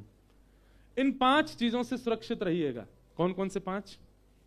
सबसे पहला जुआ, दूसरा मदिरापान, भक्ष दूषित सेवन, तीसरा पर स्त्री पर पुरुष संग, चौथा हिंसा, लड़ाई झगड़ा कलेश, और 5वां बिना मेहनत से कमाया गया धन। ये 5 स्थान प्रदान करने के पश्चात स्वयं परीक्षित जी महाराज भटके और एक ऋषि का अपमान उनके द्वारा हो गया, जिसके कारण उनको 7 दिन में मरने का श्राप लगा। शमिक ऋषि ने श्राप दे दिया, श्रृंगी ने श्राप दिया शमिक के पुत्र ने, 7 दिन में तुम्हें तक्षक सर्प डसेगा, तुम्हारी मृत्यु हो जाएगी। अपनी मुक्ति का उपाय खोजने के लिए परीक्षित जी महाराज संतों से निवेदन कर रहे थे। तभी भ्रमण करते करते गंगा जी के तट पर आए और वहां बैठ करके अपने 7 दिन में मुक्ति कैसे मिले इसका उपाय खोजने लगे। तभी वहां श्री सुखदेव जी का आगमन हुआ। हाथ जोड़ करके सब लोग सुखदेव जी का स्वागत करो। कि तत्रा भवद भगवान व्यास पुत्रो यदच्छया गामटमानो नपेक्ष अलक्षलिंगो निजलावतुष्टो वृतस्य वालैरवधूत भेष। श्री सुखदेव जी महाराज की। सुखदेव जी का आगमन हुआ। यहीं थोड़ी दूर पर ही सुखतीर्थ है, सुखताल, जिसे सुखतीर्थ ही उसका नाम है। वहां पर परीक्षित जी को श्री सुकाचार्य जी ने कथा सुनाई। सुकाचार्य जी आए, परीक्षित जी ने चरणों में प्रणाम करके कहा, जल्दी मरने वाली की मुक्ति का उपाय बताओ। तब सुकाचार्य जी ने कहा कि तुम मुक्ति चाहते हो, मुक्ति के लिए 7 दिन की आवश्यकता नहीं होती, मुक्ति के लिए तो 1 क्षण बहुत है। सावधानी से सुनना। सुखदेव जी कहते हैं, बोले परीक्षित तुम कह रहे हो 7 दिन में तुम्हारी मृत्यु होने वाली है, पर मुक्ति के लिए 7 दिन की अवधि की आवश्यकता नहीं है। 1 सेकंड मैं अभी चला जाता हूं, 7वें दिन फिर आऊंगा और 7वें दिन तक्षक सर्प जब तुम्हें डस रहा होगा, वो तुम्हारी मृत्यु का जो अंतिम क्षण होगा, उस क्षण में मैं तुम्हें मुक्ति दिला दूंगा। क्यों? मुक्ति के लिए कुछ नहीं करना, केवल क्या करना? अंते नारायण स्मृति। अपनी अंतिम श्वास में नारायण बोलना है बस। अपनी अंतिम श्वास में श्री कृष्ण बोलना है बस। अपनी अंतिम श्वास में भगवान का कोई भी नाम बोल दो, तुम्हें मुक्ति मिल जाएगी। कितनी बड़ी विडंबना की बात है। आपने जीवन भर क्या किया? सब एक तरफ, अंतिम क्षण में अगर आपने भगवान नाम ले लिया तो आपके जीवन के सारे बुरे कर्मों को नजरअंदाज करके आपको मुक्ति दे दी जाएगी। आप कहोगे महाराज जी ये तो बहुत गलत है ना, किसी व्यक्ति ने जीवन में किसी के साथ किसी को मारा, किसी को लूट लिया, किसी के साथ बहुत बुरा किया, इतना बुरा कार्य उसने किया और वो अंतिम श्वास में नारायण बोल करके मुक्ति प्राप्त कर लेगा? यही तो विडंबना है। क्या? हर एक बात बहुत ध्यान से सुनिएगा, सब वेद प्रमाण हैं, सब शास्त्र प्रमाण हैं, सब संत प्रमाण हैं। व्यक्ति कितना भी प्रयास कर ले, जब उसकी मृत्यु समीप आती है ना, वो ठाकुर जी को ऐसे भूल जाता है जैसे याददाश्त चली गई हो। उसको नाम ही याद नहीं आता, वो बार बार सोचेगा। वृंदावन में जिनका दर्शन करते थे उनका नाम क्या था, आएगा ही नहीं याद। राम, कृष्ण, हरि, नारायण, गोविंद, मधुसूदन, मुकुंद, मुरारी, ये सारे नाम भूल जाता है वो व्यक्ति। जन्म जन्म मुनि जतन कराही, अंत नाम कही आवत नाही। अंत में नाम याद नहीं आता ठाकुर जी का। तो कोई व्यक्ति अगर यह विचार कर रहा है कि अंतिम क्षण आवे तो मैं भगवान नाम गा लूंगा, मुक्ति तो मिल ही जाएगी, याद ही नहीं आएगा। आप कहेंगे तो फिर याद किसको आता है? जिसने अपनी युवावस्था से, बाल अवस्था से, कुमार अवस्था से ठाकुर जी को याद किया हो, खूब स्मरण किया हो, खूब ठाकुर जी को भजा हो, वही अपने अंतिम काल में ठाकुर जी को याद कर सकता है। और जाने भजन करना ही शुरू किया 50 के बाद, तो ठाकुर जी शमशान में थोड़ी आमेंगे मिलवे वैसे।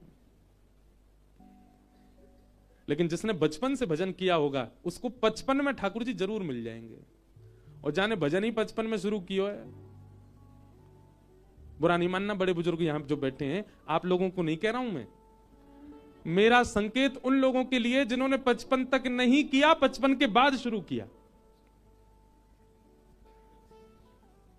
55 के बाद भजन शुरू करते हैं तो ठाकुर जी भी उसको ज्यादा सीरियस लेते नहीं, उसके भजन को। बोले रहने दे, तू मत करे, ना ही करे तो ठीक है, पूरा जीवन तो तेने निकाल दिया ऐसो आराम में। और जब इंद्रियां शिथिल हो गई, इंद्रियां कोई काम की ना बची, तो उन इंद्रियं ते मुंह को भज रहा है। जब इंद्रियां बलवान थी तब तो तेने खूब भोग भोगे, तब तो खूब धुआं उड़ाए, तब तो खूब पीरो पानी पियो।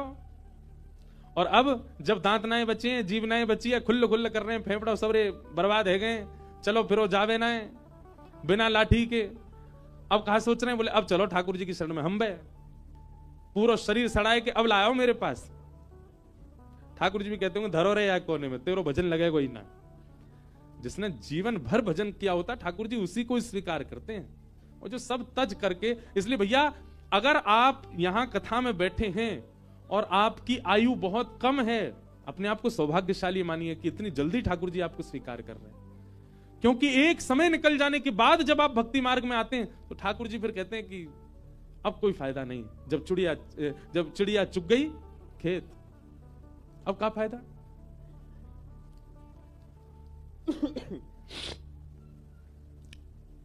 परीक्षित, मुक्ति के लिए अंतिम क्षण काफी है, तुम्हारे पास तो 7 दिन बचे हैं।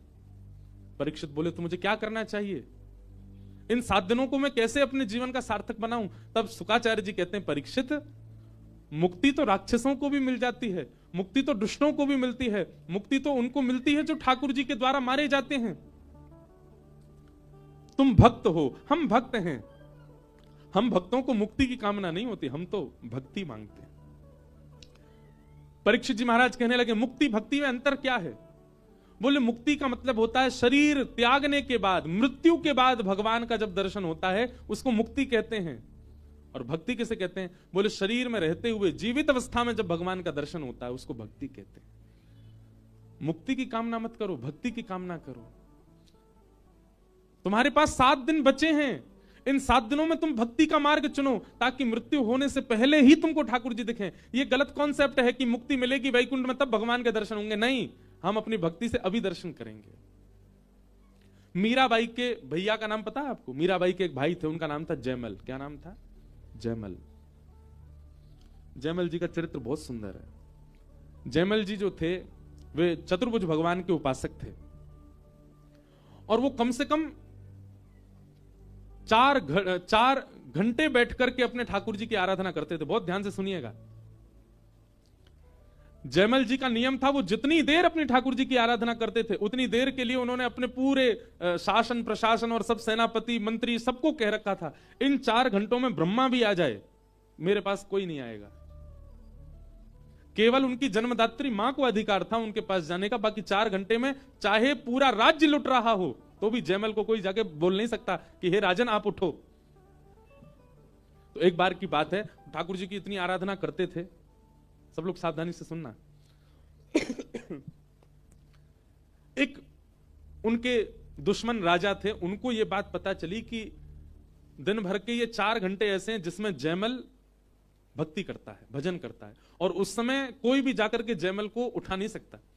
अगर हम अपनी सेना तैनात करके उसी समय में 4 घंटे के भीतर अगर आक्रमण कर दें और पूरे नगर पर कब्जा कर लें तो जयमल कुछ नहीं कर पाएगा। और उन्होंने वही किया। राजा ने रात में ही अपनी पूरी सेना चारों ओर से घेर लिया उस नगर को, और सुबह वो घड़ी प्रारंभ हुई जिस समय जयमल अपने भजन में जाते थे। तो जयमल जी जैसे अपने भजन में गए, तुरंत आक्रमण, उनके नगर पर आक्रमण हो गया। और जैसे ही आक्रमण हुआ, अब तो महामंत्री, सेनापति, जितने भी उनके प्रधानमंत्री आदि सब थे, सब लोग घबरा गए, क्या करें। जयमल जी तो अभी भजन में, और अभी तो प्रारंभ हुआ 4 घंटे तक, तो 4 घंटा में तो ये पूरा नगर जला देंगे। सब लोग राजमाता के पास गए। राजमाता से जाकर के कहा कि आप ही कुछ नहीं। बोले मैं भी जा तो सकती हूं, पर बीच भजन में विक्षेप मैं भी नहीं डाल सकती।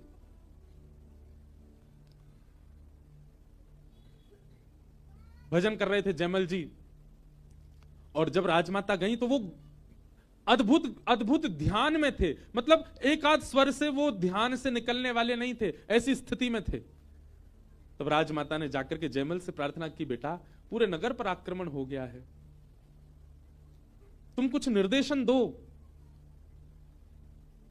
नहीं तो हमारा पूरा नगर जल जाएगा।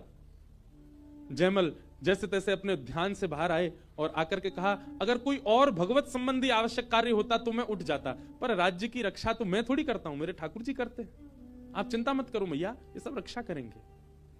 और जयमल जी अपने पुनः ध्यान में चले गए।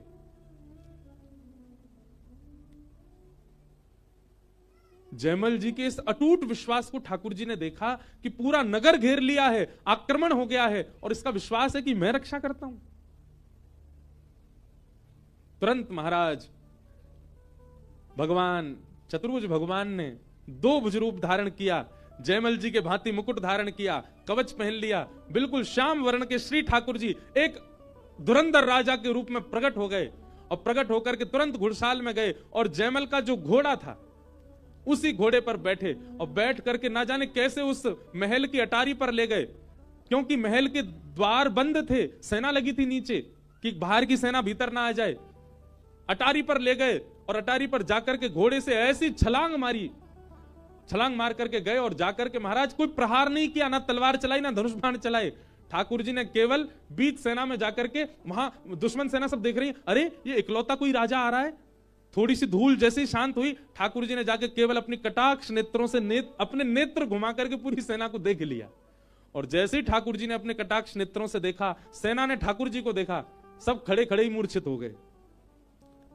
और मूर्छित होकर के जैसे देखा कि पूरी सेना मूर्छित हो गई, ठाकुर जी वापस गए और जाकर के मंदिर में व्यवस्थित हो गए। यहां जयमल जी के 4 घंटे की आराधना पूरी हुई। जयमल जी बोले अब तो नगर पूरा जल गया होगा, नष्ट हो गया होगा। मंत्री आदियों से पूछा, हाँ भाई क्या रिपोर्ट। सबने कहा, बोले भगवान आक्रमण तो हुआ पर अभी तक एक भी बाण नहीं चला बाहर से। जयमल जी बोले क्यों। बोले हमने अनुमान लगाया तो सेना तो बहुत है, इतनी सेना है कि हमारा पूरा राज्य नष्ट हो जाएगा, परंतु पता नहीं क्यों अभी तक आक्रमण नहीं हुआ।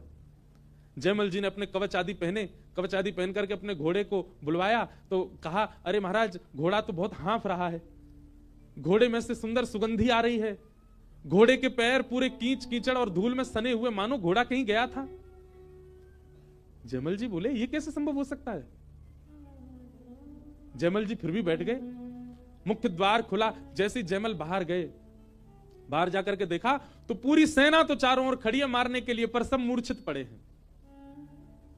और मूर्छा भी कैसी, कोई मृतक नहीं है, केवल मूर्छित पड़े हैं। जयमल जी ने जाकर के जब देखा, सब मानो विरह में हैं, हाँ नाथ, हाँ नाथ, हाँ नाथ कहती पूरी सेना।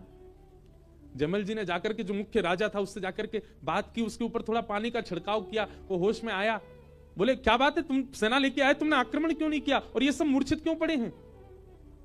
वो राजा रुदन करने लगा, चरण पकड़ लिए, बोले तुमने किसको भेजा था बाहर? जयमल जी बोले किसको भेजा था मतलब? बोले हम आक्रमण कर रहे थे, उस समय एक बड़ा युवा सा एक राजकुमार घोड़े पर बैठकर, इसी घोड़े पर बैठ करके आया था।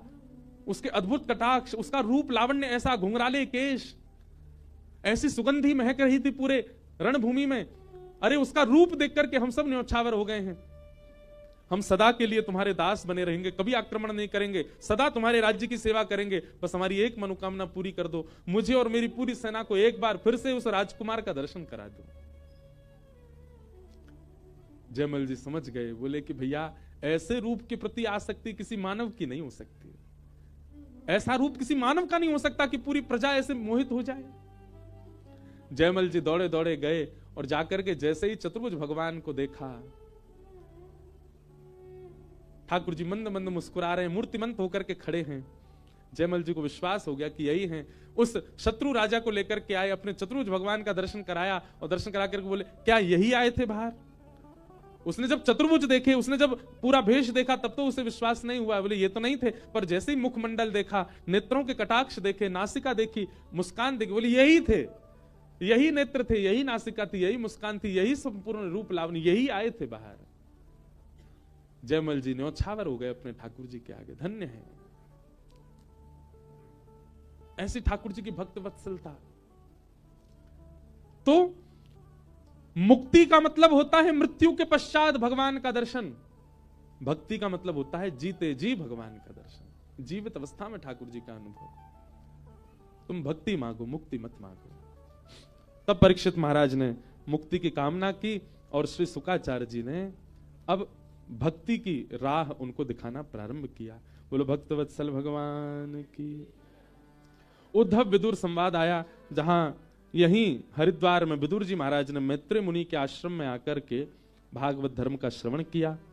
कपिल देवूति संवाद में कपिल भगवान ने देवूति माता को अद्भुत ज्ञान उपदेश किया। देवूति माता के अनेक प्रश्नों का उत्तर भगवान कपिल दे रहे हैं। ध्रुव चरित्र का भाव आया, जहां पर नन्हे से ध्रुव जी ने मधुवन में जाकर के भगवान के प्रत्यक्ष साक्षात्कार किए। उनकी पूरी परंपरा का वर्णन किया गया, जहां पर भगवान के पृथु अवतार का भाव भी सुनाया गया। नरकों का वर्णन किया, मनवंतरों का वर्णन किया, रहुगण जड़भरत संवाद आदि ये सब प्रसंग सुनाए गए। सबको हम केवल स्पर्श करते हुए चल रहे हैं। तत्पश्चात भगवान के एक परम भक्त हुए, जिनका नाम है वृत्रासुर। वृत्रासुर का चरित्र सुनाया गया। लगभग बहुत वर्षों से मैंने वृत्रासुर का चरित्र कहा नहीं, आज थोड़ा इसका विस्तार करेंगे। बहुत ध्यान से सुनिएगा। ठाकुर जी का जन्मोत्सव अभी करेंगे हम लोग, पर उससे पहले के जो क्रम है उनको कर लें। एक असुर हुआ जिसका नाम था वृत्रासुर, जिसने भगवान की स्तुति गाकर के ठाकुर जी की मधुर प्राप्ति की। ऐसा कई आचार्यों का मानना है कि वृत्रासुर की जो स्तुति है, इन स्तुति का पालन यदि कोई भक्त अपने जीवन में करे तो भगवत प्राप्ति उसको संभव है। वृत्रासुर का चरित्र थोड़ा सा विस्तार से हम सुनाएं, क्योंकि कई कथाएं इसमें आती हैं। देवताओं के एक गुरु थे, उनका नाम था बृहस्पति।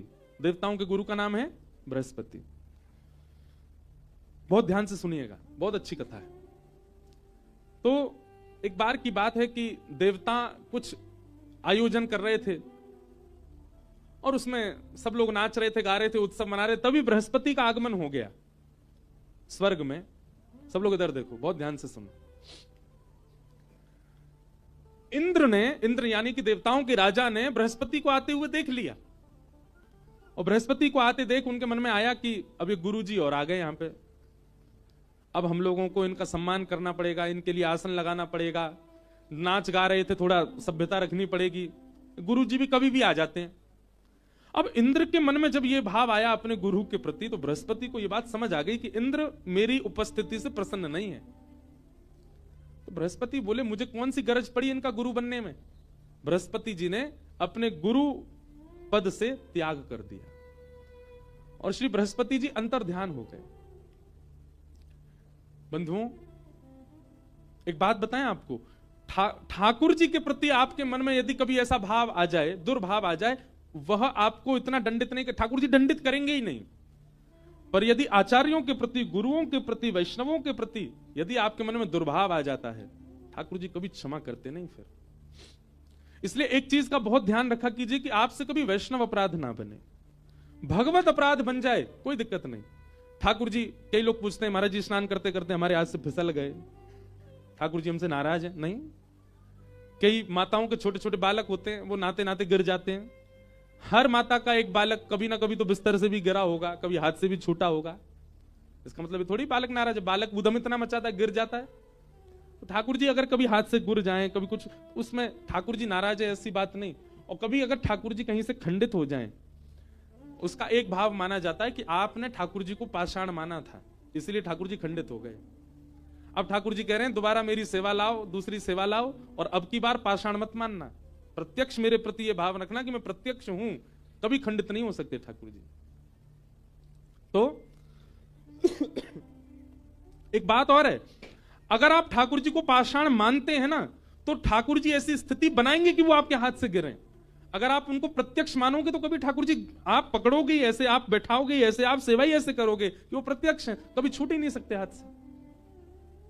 पर इसमें भी ये नहीं मानना चाहिए कि ठाकुर जी आपसे नाराज हैं। लेकिन किसी ब्रजवासी के प्रति, किसी तीर्थवासी के प्रति, किसी तिलकधारी के प्रति, किसी जटाधारी के प्रति, किसी वस्त्रधारी के प्रति, किसी वैष्णव के प्रति, भले ही वो व्यक्ति कैसा भी है, पर फिर भी उसके प्रति आपके मन में कुभाव उत्पन्न हो रहा है, ये वैष्णव अपराध जो आप कर रहे हैं, इससे ठाकुर जी नाराज होते हैं। इसलिए कभी वैष्णव अपराध मत करना।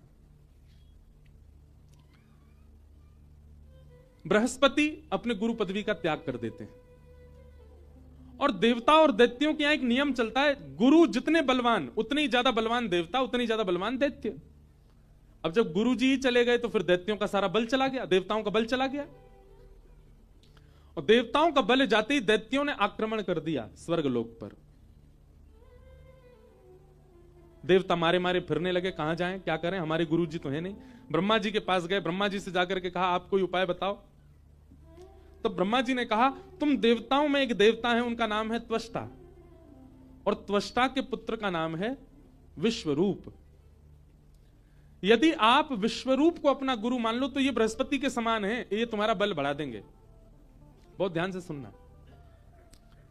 विश्वरूप को गुरु बनाया, और विश्वरूप को गुरु बनाने के बाद जब उनकी आराधना करने लगे, विश्वरूप की जो माता जी थी वो दैत्यों की बहन थी। तो कहीं ना कहीं दैत्य विश्वरूप के कौन हुए? मामा। तो देवताओं के गुरु विश्वरूप और विश्वरूप के मामा दैत्य, मतलब देवताओं के शत्रु। तो विश्वरूप कभी कभी अपने मामाओं का भी बल बढ़ाते थे यज्ञ आदि करने में। इंद्र को जब यह बात पता चली तो इंद्र ने क्रोध में आकर के अपने गुरु का सर धड़ से अलग कर दिया। पहले तो बृहस्पति का अपमान किया, और फिर उसके बाद में दूसरे गुरु जो बने विश्वरूप, उनका सर धड़ से अलग कर दिया, जिसके कारण इंद्र को ब्रह्म हत्या लग गई और वो अब स्वर्ग में राज्य नहीं कर सकते। तब इंद्र ने कहा अगर मेरे इस ब्रह्म हत्या के दोष को कोई लोग अपने ऊपर धारण कर लें, मेरे ब्रह्म हत्या के दोष को यदि कोई अपने ऊपर ले ले, तो मैं उसको, एक मेरा दोष लगेगा, दूसरी तरफ मैं उसको वरदान दूंगा। 4 लोग आगे आए ब्रह्म हत्या का दोष जिन्होंने अपने ऊपर धारण किया। सबसे पहले जल। तो जल में उठने वाला जो फैन है, जो झाग हैं, कभी कभी समुद्र में होते हैं, वो ब्रह्म हत्या का दोष माने जाते हैं। उनका स्पर्श करके स्नान करना चाहिए। दूसरा आगे आई वृक्ष। तो वृक्षों से निकलने वाला जो श्वेत तत्व है, कभी कभी पत्ता तोड़ो तो उसमें से कुछ निकलता है, वो ब्रह्म हत्या का दोष है। कभी कभी औषधि के लिए उसका प्रयोग किया जाता, पर उसके बाद भी स्नान आवश्यक है, क्योंकि वो ब्रह्म हत्या का दोष है। तीसरा, उस दोष को धारण किया पृथ्वी ने। तो पृथ्वी के ऊपर जहां पर रक्त वर्ण दिखता है, लाल वर्ण की माटी दिखती है, कभी कभी उसको ब्रह्म हत्या का दोष माना जाता है। और चौथा, ब्रह्म हत्या के दोष को अपने ऊपर धारण किया माताओं ने। इन 4 लोगों ने अपने ऊपर ब्रह्म हत्या के दोष को लिया। जिसके लिए मासिक धर्म होता है। इंद्र ने इन चारों को एक एक वरदान दिया। जल को वरदान दिया कि तुम्हारे बगैर किसी का रूप निरखेगा ही नहीं, कुछ भी बनाने में आपकी आवश्यकता होगी, आपके बगैर किसी का काम नहीं चलेगा, आप सबके रूप को पूर्ण करने में समर्थ रहोगे। वृक्षों को वरदान दिया कि आपको कोई कहीं से भी काट दे, कुछ दिन जल का सिंचन हो जाए तो आप फिर प्रकट हो जाओगे, आप कभी पूर्ण रूपेण जब तक जड़ से ना उखाड़े आप मरोगे नहीं। वृक्षों को कई बार ऊपर से काट दो फिर से निकल आते हैं। पृथ्वी को वरदान दिया कि आप में कोई कितना भी गड्ढा कर दे आप फिर भर जाओगे, अपने आप ही भर जाओगे, आप में गड्ढा रह नहीं सकता।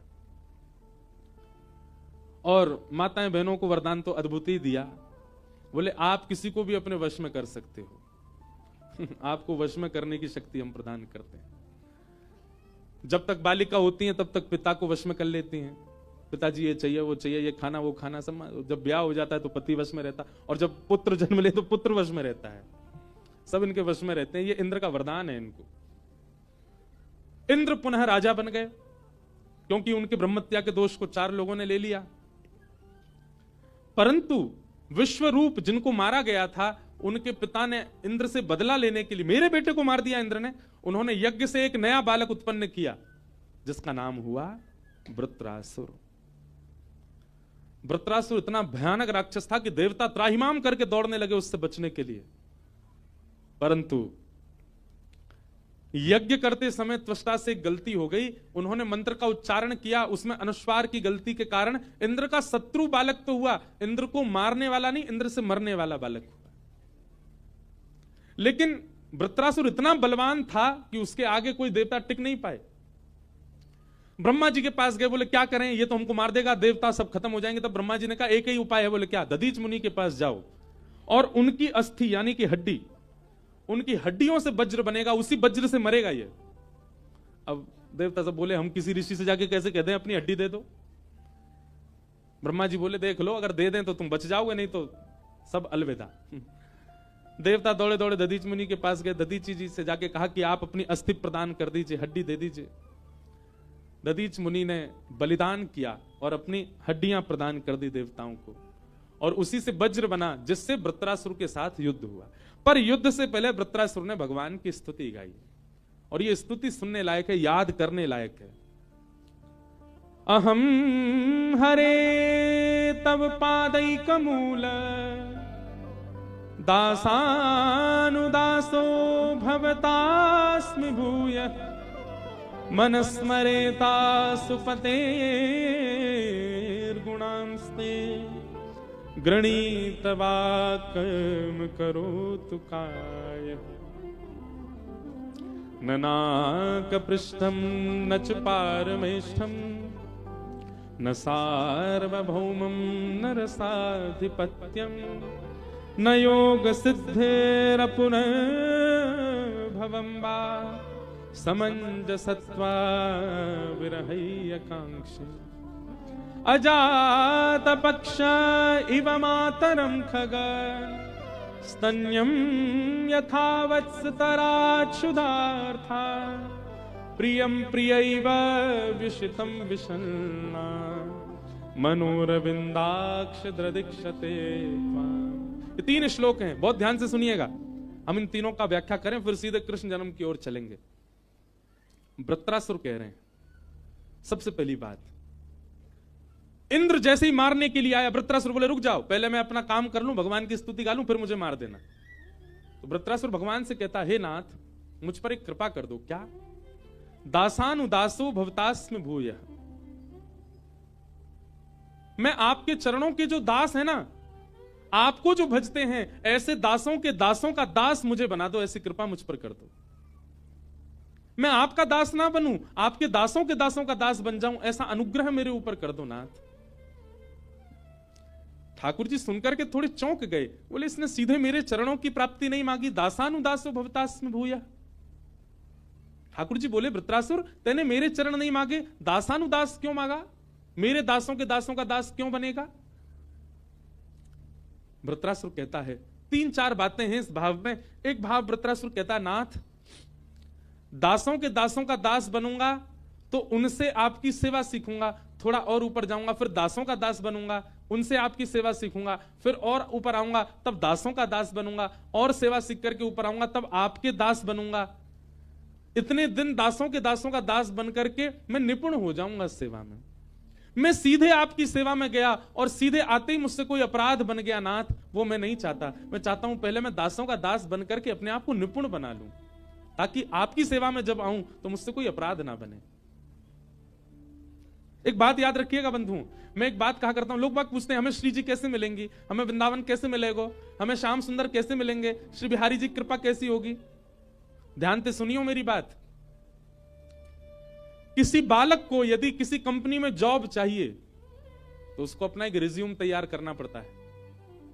उस रिज्यूम में बताना पड़ता है कितने पढ़े हैं, कितनी क्वालिफिकेशन है, कितना एक्सपीरियंस है, लास्ट काम कहां करते थे, वहां कितनी सैलरी मिलती थी, वहां किस तरीके का तुम्हारा काम था, कितने साल का तुम्हारा वहां एक्सपीरियंस रहा। वो सबके बेसिस पर उन सबको देखते हुए फिर तुम्हारा इंटरव्यू होता है, तब तुमको जॉब मिलती है।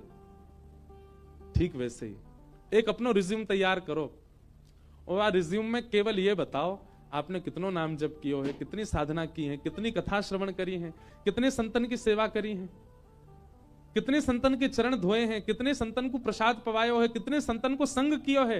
ये सब एक रिज्यूम में लिखो और जाकर के श्री जी को अर्पित करो। किशोरी जी के सामने जाकर के कहो, हे श्यामाजू अगर हम आपको अनुकूल लगते हो, हे राधारमण जू अगर हम आपको अनुकूल लगते हो तो हमें अपनी चाकरी प्रदान करो। मीराबाई कहती हैं, श्याम मने चाकर राखो जू, हरि जी माने चाकर राखो जू। चाकर रहसू बाग लगासू, नित उठ दर्शन पासू। वृंदावन की कुंज गलिन में हरि की लीला गासू। हरि जी मने चाकर राखो जू, बिहारी मने चाकर राखो। मीराबाई ने ना जाने कितने वर्षों तक बाहर निवास किया, वृंदावन को केवल भजा। कितने वर्ष बाद वृंदावन गई मीराबाई, क्यों? पहले स्वयं को निपुण बनाया। हम ठाकुर जी के योग्य तो बन जाएं, पहले सेवा आ तो जाए हमारे जीवन में, तब जाएंगी ठाकुर जी के पास। तो ऐसे भैया श्री जी की प्राप्ति ऐसे ही ना हो जाएगी। वृंदावन जा रहे हो, बरसाने जा रहे हो, वहीं पड़े भाई बातें नहीं मिलेगी। वाके काजे पहले स्वयं की निपुणता बताओ, कितनी सेवा करी, कितनी कथा सुनी, कितनो नाम जप कियो, कितनो संत संग कियो, कितनो वैष्णव संग कियो। श्री जी जब वहां पे दृष्टि डालेंगे तब स्वीकार करेंगे।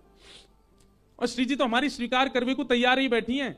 भैया ये सहचरी, ये सखी, हमारे ठाकुर जी ये रुकावट बन जाएं, ये देखें हमारी श्री जी को कहीं श्रमित तो नहीं कर देगो।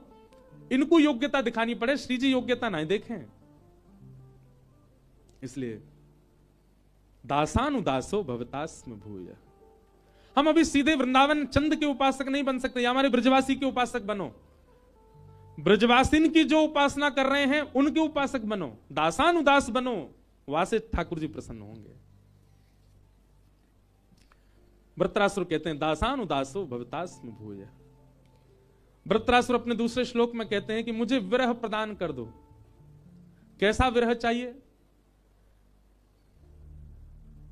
कैसी अद्भुत बात! कोई भगवान से विरह कैसे मांग सकता है? सब मिलन ही मांगते हैं, पर वृत्रासुर कह रहा है कि विरह ही एकांक्ष, मुझे विरह दे दो। मेरे पर ऐसी कृपा कर दो कि मैं आपकी याद में तड़पने लगूं, रोने लगूं, विलखने लगूं, व्याकुल रहूं। क्योंकि बंधुओं एक बात कहूं, व्याकुलता में विरह प्रेम शुद्ध होता है। क्षमा कीजिएगा, जो व्यक्ति कभी विरह में नहीं रहा, जिस व्यक्ति ने कभी व्याकुलता का अनुभव नहीं किया अपने जीवन में, उसका प्रेम शुद्ध नहीं हो पाएगा। विरह आवश्यक है।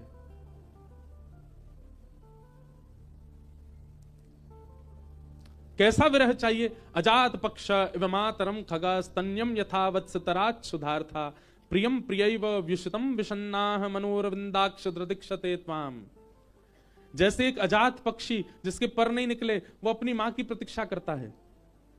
जैसे एक भूखा बछड़ा अपनी मां के थन को पीने की प्रतीक्षा करता है, जैसे परदेश गए हुए प्रियतम की प्रतीक्षा उसकी प्रियतमा करती है, वैसे मैं आपके विरह में तड़पना चाहता हूं नाथ। ऐसी कृपा कर दो कि मैं व्याकुल रहूं आपके लिए। वृत्रासुर ने ऐसी स्तुति गाई और इस स्तुति से भगवान अति प्रसन्न हो गए। विरह प्रेम को पुष्ट करता है, प्रेम को शुद्ध करता है, प्रेम को प्रबुद्ध करता है।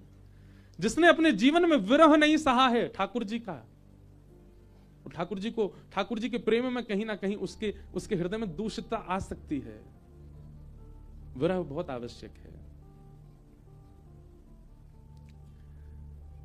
वृत्रासुर ने भगवान की स्तुति गाई, वृत्रासुर के पूर्व जन्म की कथा सुनाई गई। तत्पश्चात प्रहलाद चरित्र आया, जहां भगवान नृसिंह प्रकट हुए और प्रकट होकर के प्रहलाद के ऊपर अनुग्रह किया, प्रहलाद जी पर कृपा हुई। तत्पश्चात गजेंद्र मोक्ष की कथा सुनाई गई, देवासुर संग्राम, वामन अवतार का प्रसंग सुनाया। हम सबको प्रणाम मात्र कर रहे हैं। गंगा जी के प्रादुर्भाव की कथा सुनाई, वो हमने एक दिन कथा में सुनाई थी, गंगा जी कैसे प्रकट होकर के आई। खट्वांग राजा उनके दीर्घ बाहु के रघु, रघु के पृथु के अज और अज के हुए महाराज दशरथ। और महाराज दशरथ के यहां पर भगवान 4 रूपों में प्रकट हुए, राम, भरत, लक्ष्मण और शत्रुघ्न। श्री राम जी को प्रणाम किया गया 2 अध्यायों में, पर हम एक ही श्लोक में प्रणाम कर लेते हैं संपूर्ण रामचरित्र को। सब लोग श्री राम जी का स्मरण करते हुए राम जी को वंदन करो। गुरुवर थे त्यक्त राज्यो व्यचरदनुवनम पद्म पद्भ्यां प्रियाया, पाणिस्पर्शा क्षमाभ्यां व्रजत पथरुजो यो हरीन्द्रानुजाभ्यां, वैरूप्या शूर्पणख्या प्रिय विरहरुषरोपितब्रू बिजंभ, तस्ताब्धिर्बद्ध सेतु खलदवदहन कौशलेन्द्रोवतान। बोलो राजा रामचंद्र भगवान की। प्रभु श्री राम को भागवत जी में 2 अध्यायों में प्रणाम किया गया। ऐसे प्रभु श्री राम को हम वंदन करते हैं। 2 अध्यायों में अभी 25 दिसंबर से लेकर के और 31 दिसंबर तक श्री रामेश्वरम में राम कथा है। जो लोग आ सकें रामेश्वरम पहुंच जाना, और जो नहीं आ सकते वो घर बैठे ही यूट्यूब पे सुन लेना। साल में एक ही राम कथा करते हैं हम, और वो भी एक परिवार के लिए ही करते हैं। एक ही परिवार है, उन्होंने ही कहा है कि हमको 12 ज्योतिर्लिंग में करानी है 12 साल में। हर साल एक ज्योतिर्लिंग में कराते हैं। पिछली साल सोमनाथ में थी, इस साल रामेश्वरम में है, और संभवतः अगले वर्ष या उसके अगले वर्ष केदारनाथ में होंगी, तो केदारनाथ भी जाएंगे। ताली तो ऐसी बजाई जैसे कि महासवरे आ जाओगे, इतनी दुविधा है वहां पे, फिर भी करेंगे। हम तो आज तक गए नहीं केदारनाथ। अब हमने ये सोचा अब तो कथा सुनाने ही जाएंगे, दर्शन करने नहीं जाएंगे। जब जाएंगे केदारनाथ ऐसे जाएंगे कथा लेके ही जाएं। महादेव को हमने अपने मानस जी का गुरु माना है, महादेव को, उन्हीं की कृपा से हम राम कथा सुनाते हैं। और भागवत जी के हमारे गुरु हैं द्वारिकाधीश, क्योंकि प्रथम भागवत कथा द्वारिका में हुई और प्रथम राम कथा सोमनाथ में हुई, तो इसलिए महादेव हमारे मानस जी के गुरु हैं। तो पहले 12 राम कथा हम महादेव को ही सुनाएंगे 12 ज्योतिर्लिंग में, हर साल एक कथा। और इस बार की राम कथा रामेश्वरम में है। और कैसी अद्भुतता है, ठाकुर जी ने कैसा बानिक बनाया कि 25 से 31 दिसंबर तक रामेश्वरम में कथा है, और 31 को कथा पूरी करके हम सीधे आएंगे काशी, बनारस में। 2 तारीख से बनारस में कथा, जनवरी में। तो दक्षिण के ज्योतिर्लिंग से सीधे उत्तर के ज्योतिर्लिंग में आके फिर वहां महादेव को भागवत जी सुनाएंगे काशी में, 2 से 8 जनवरी तक। तो राम कथा पूरी विस्तार से रामेश्वरम में जिनका भाव हो आ जाना, छुट्टियों का समय है, खूब आनंद होएगा। बाकी रामेश्वरम आओ चाहे मत आओ, हमारे लाला के जन्मोत्सव में आनो है 11 से 17 जनवरी श्री नाथ द्वार। हमने सबसे एक बात कही है भैया, हमसे केवल व्यास और श्रोता वालों संबंध रखनो है तो कथान में ही आई हो, लेकिन हमसे अगर मित्रता रखनी है, हमें अगर सखा माननो, हमें अपनो माननो और आप हमारे अपने बननो चाहो, तो हमारे लाला के उत्सव में जरूर आई हो। हमारो लाला को उत्सव खूब आनंद से या बार नाथ द्वार में होएगो, सब लोग पधारो। हर साल होता है 11 से 17 अलग अलग जगहों पे, इस बार नाथ द्वारा में। आइए अब हम कृष्ण जन्मोत्सव की ओर चलें। खूब भाग दौड़ करते हुए आ गए हैं। कथितो वंश विस्तारो भवता सोम सूर्ययो, राज्ञां चोभय वंशानां चरितम परमाद्भुतम। 4 दिन से श्री सुखदेव जी महाराज परीक्षित को कथा सुना रहे हैं, और आज जैसे ही कृष्ण जन्म की कथा प्रारंभ होने लगी तो 2 श्लोकों में पूरी कृष्ण लीला सुना दी।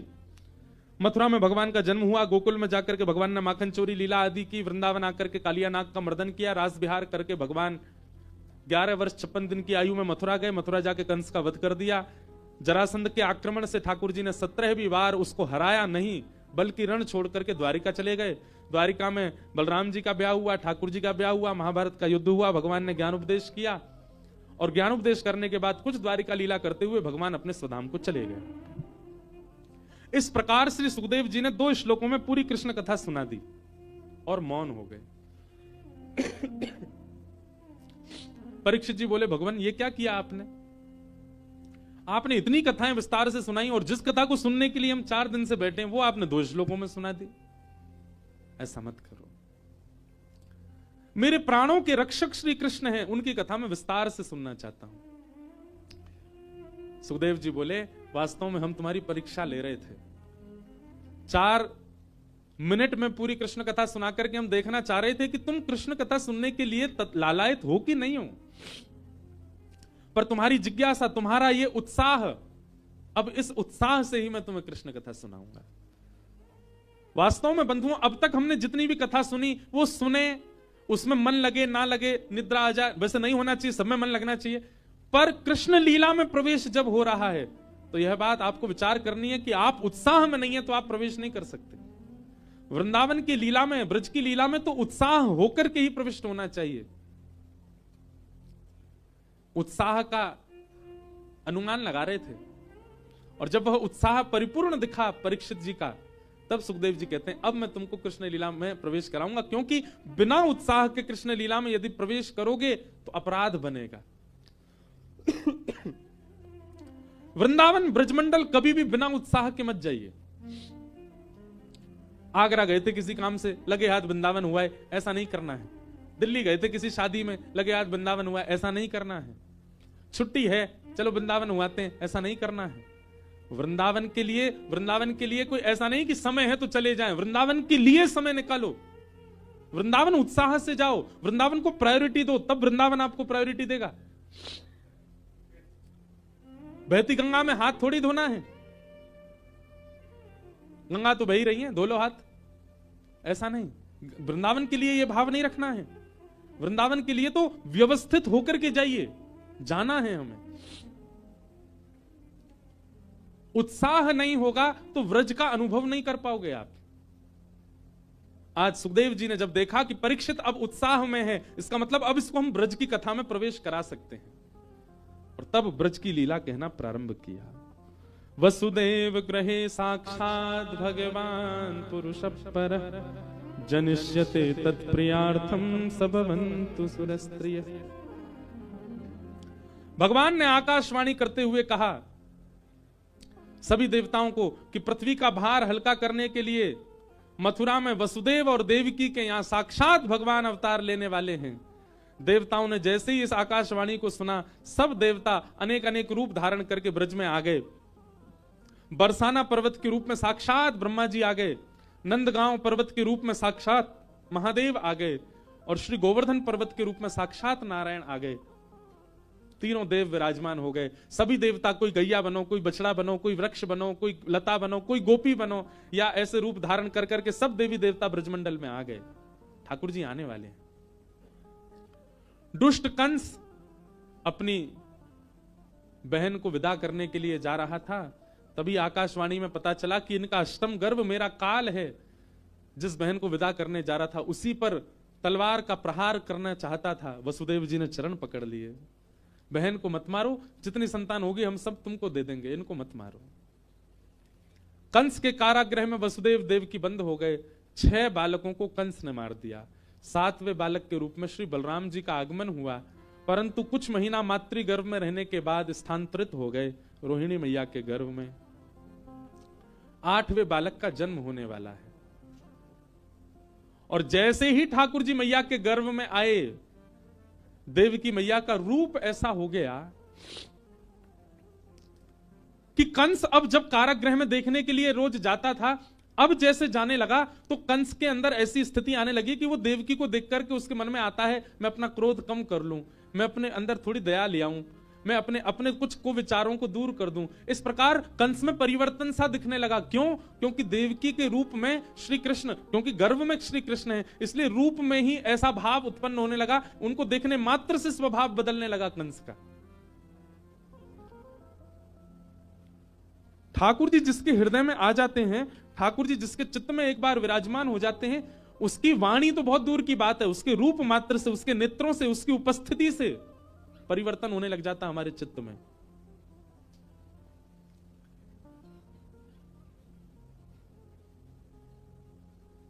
भादों का महीना, अष्टमी तिथि, मंदम मंदम जलधरा, धीमे धीमे जलधारा गिर रही है और अर्धरात्रि का समय हुआ। अर्धरात्रि होते ही कंस के कारागृह में देवकी और वसुदेव के गर्भ से साक्षात शंख चक्र गदा पद्म धारण करके भगवान का प्रादुर्भाव हुआ। बोलो बाल कृष्ण लाल की जय। सब लोग हाथ जोड़ो और हाथ जोड़ करके चतुर्भुज भगवान का स्मरण करते हुए सब लोग वंदन करो। तमद्भुतम बालकमंबुजक्षणम चतुर्भुजम शंख गदायुधायुधम श्रीवत्सलक्ष्मं गलसौभकौस्तुभम् पीतांबरम सांद्रपयोधसौभगम। बोलो बाल कृष्ण लाल की जय। कंस के कारागृह में देवकी और वसुदेव के गर्भ से भगवान का साक्षात प्रादुर्भाव हुआ। तमद्भुतम बालकमंबुजक्षणम, अद्भुत बालक का प्राकट्य हुआ है। कैसे हैं ठाकुर जी? छोटे से लाला हैं, पर छोटे से ही लाला की 4 भुजा हैं और चारों भुजान में शंख चक्र गदा पद्म, चारों आयुध लगे हुए हैं ठाकुर जी के। पीतांबरी पहन के आए हैं, गले में कौस्तुभ मणि पहन के आए हैं, वहां पूरे तैयार है के आए हैं जैसे ब्याह करवे जा रहे हो। लाला कोई ऐसे जन्म ले? हमारे ठाकुर जी विचित्र हैं, ऐसा श्रृंगार करके आए हैं जैसे कोई के ब्याह में जा रहे हो। मैया ने कही, हमने तो निवेदन किया था आप बालक बन के आना, आप तो पिताजी बन के आए हो। 4 भुजा वाला कोई बालक होता है? ठाकुर जी बोले, मैया जी हमारो वास्तविक रूप है, हमने मन में विचार कियो बालक रूप को दर्शन करावे से पहले अपने वास्तविक रूप को दर्शन कराए देंगे। मैया बोली, अब लाला बन जाओ छोटे से। ठाकुर जी ने 2 भुजा अंतर ध्यान कर दी, वस्त्र अंतर ध्यान कर दिए, कौस्तुभ मणि अंतर ध्यान कर दी, नन्हे से बालक बन गए। छोटे से ठाकुर जी स्वयं चल के आए और देव की मैया की गोद में लेट गए। मैया बोली, मोए तो नेक भी अनुभव ना है कि आप बालक हो।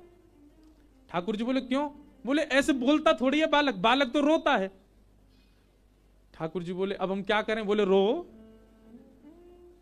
ठाकुर जी बोले, ठीक है हम रोना शुरू करें, पर उससे पहले सुनिए, हम अभी आपका दुग्ध पान कर लें, उसके बाद पिताजी आप हमको ले जा करके गोकुल में यशोदा मैया के पास सुला देना और वहां एक बालिका ने जन्म लिया, वो लाके कंस को दे देना। हम कुछ प्रेम की लीला व्रज में करना चाहते हैं, वो सब लीला करके 11 वर्ष बाद हम पुनः आपके पास आएंगे और फिर जीवन पर्यंत आपके पास ही रहेंगे। बस कुछ दिन के लिए आप थोड़े अपने ममत्व का बलिदान कर देना।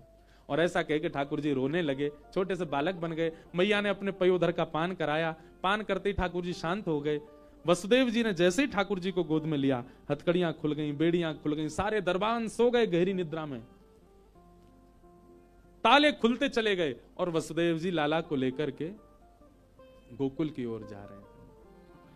मंदम मंदम जलधारा गिर रही है आकाश से और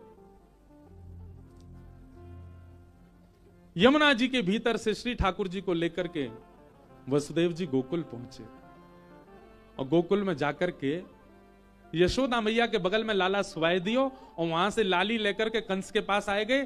कंस ने बालिका को देख करके पृथ्वी पर पटका, अष्टभुजी देवी भद्रकाली प्रकट हो गई। कंस से कह दिया, तेरे शत्रु ने तो जन्म ले लिया ब्रजमंडल में, तू कहां 6 बालकों को तेने मार दिया और आज मुझे भी मारने का प्रयास कर रहा है, कब तक बचेगा? तेरे शत्रु ने जन्म ले लिया। कंस बोला, पर जन्म तो यहां होना था मथुरा के कारागृह में, 84 कोस में कैसे जन्म हो गया? बोले, तेरे को भ्रमित करने के लिए देवताओं ने कहा था, पर उसका जन्म तो हो चुका है और अब तेरी मृत्यु हर दिन तेरे पास आएगी और कुछ ही दिन में तेरी मृत्यु हो जाएगी। कंस भयभीत होकर के राक्षसों को बुलाता है, अपने शत्रु को धुड़वाने का प्रयास कर रहा है, परंतु यहां कंस को करने दो, हम तो चल रहे हैं गोकुल। नंद रानी यशोदा, नंद बाबा 80 बरस के है गए। कितने बरस के है गए? 80 बरस के है गए, पर अभी तक लाला नाय भयो। परंतु अब सब ब्रजवासियों को लगवे लगी कि बाबा तुम देख लियो, हम सब ब्रजवासियों को आशीर्वाद है, अब की बार लाला होएगो। एक बात है बंधुओं, अगर एक साथ बहुत बड़े समूह को कोई बात लगने लग जाती है तो वो बात होती ही है, 99% है। सब ब्रजवासी में यही चर्चा है रही है, बोले भैया देखो अभी तो भयो ना है, अभी तो भयो ना है, अभी तो भयो ना है, जाने कब होएगो, पर होएगो जरूर। नंद बाबा की दो बहन है, नंदा और सुनंदा। आज सुबह सुबह जैसे ही नंद भवन में प्रवेश कियो, सबरी सखी सोई है, सबरे सखा सोए, सबरे कार्यकर्ता सोए हैं, सब सो रहे हैं गहरी निद्रा में, और सूर्य प्रकट हो चुके हैं, जबकि ऐसा होता नहीं है, सब लोग ब्रह्म मुहूर्त में उठ जाते हैं।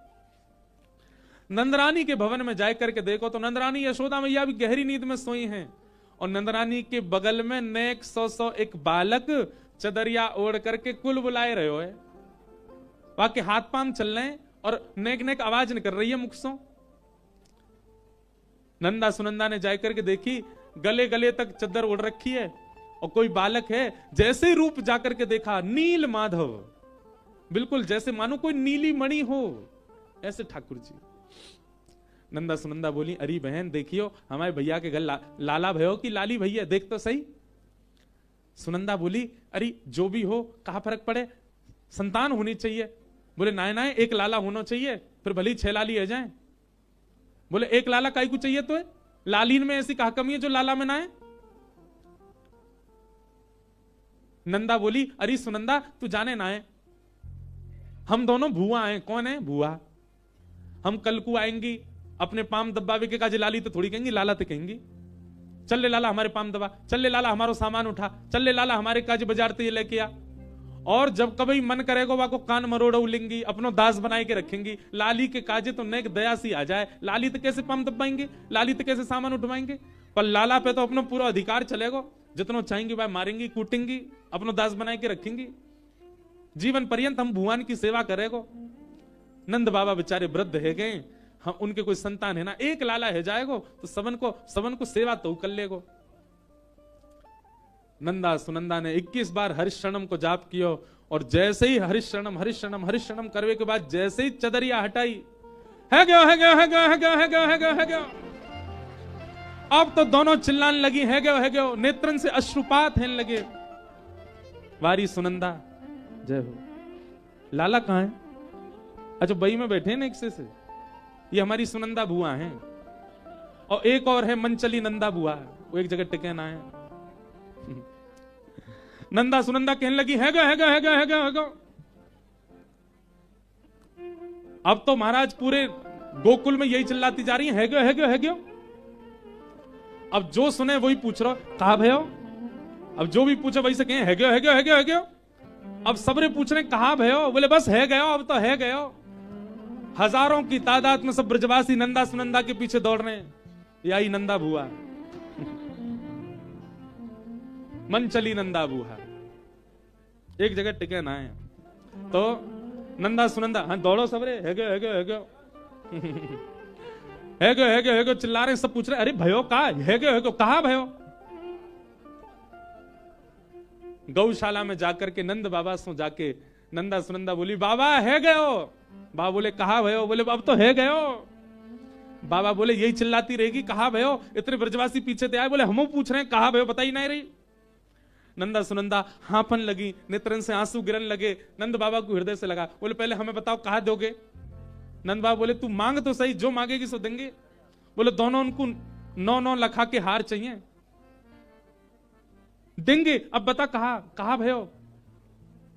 नंदा सुनंदा बोली, आपने इतने ब्रजवासी की सेवा करी, यमुना जी की इतनी सेवा करी, गैयान की इतनी सेवा करी, ब्राह्मणन की इतनी सेवा करी, इन सबन के आशीर्वाद सो आपके घर यशोदा मैया के गर्भ सो नीलमणि जैसो लाला भयो है, बधाई हो। भैया एकादशी आज है, सोमवार को व्रत है आज को। अरे नेक जोरते बोल लो, 2-4 लोग लुढ़क गए, सोते सोते उठ जाएंगे, बधाई हो। अब वो पूरी जोड़ते नहीं आए हो, गंगा जी तक आवाज जानी चाहिए, बधाई हो। अब तो महाराज जैसे ही बधाई शब्द सुनी, पूरा ब्रजमंडल इकट्ठा हो गया। भैया काय बात की बधाई है? सब गान लगे, हो ब्रज में है रही जय जयकार, नंद घर लाला जायो है।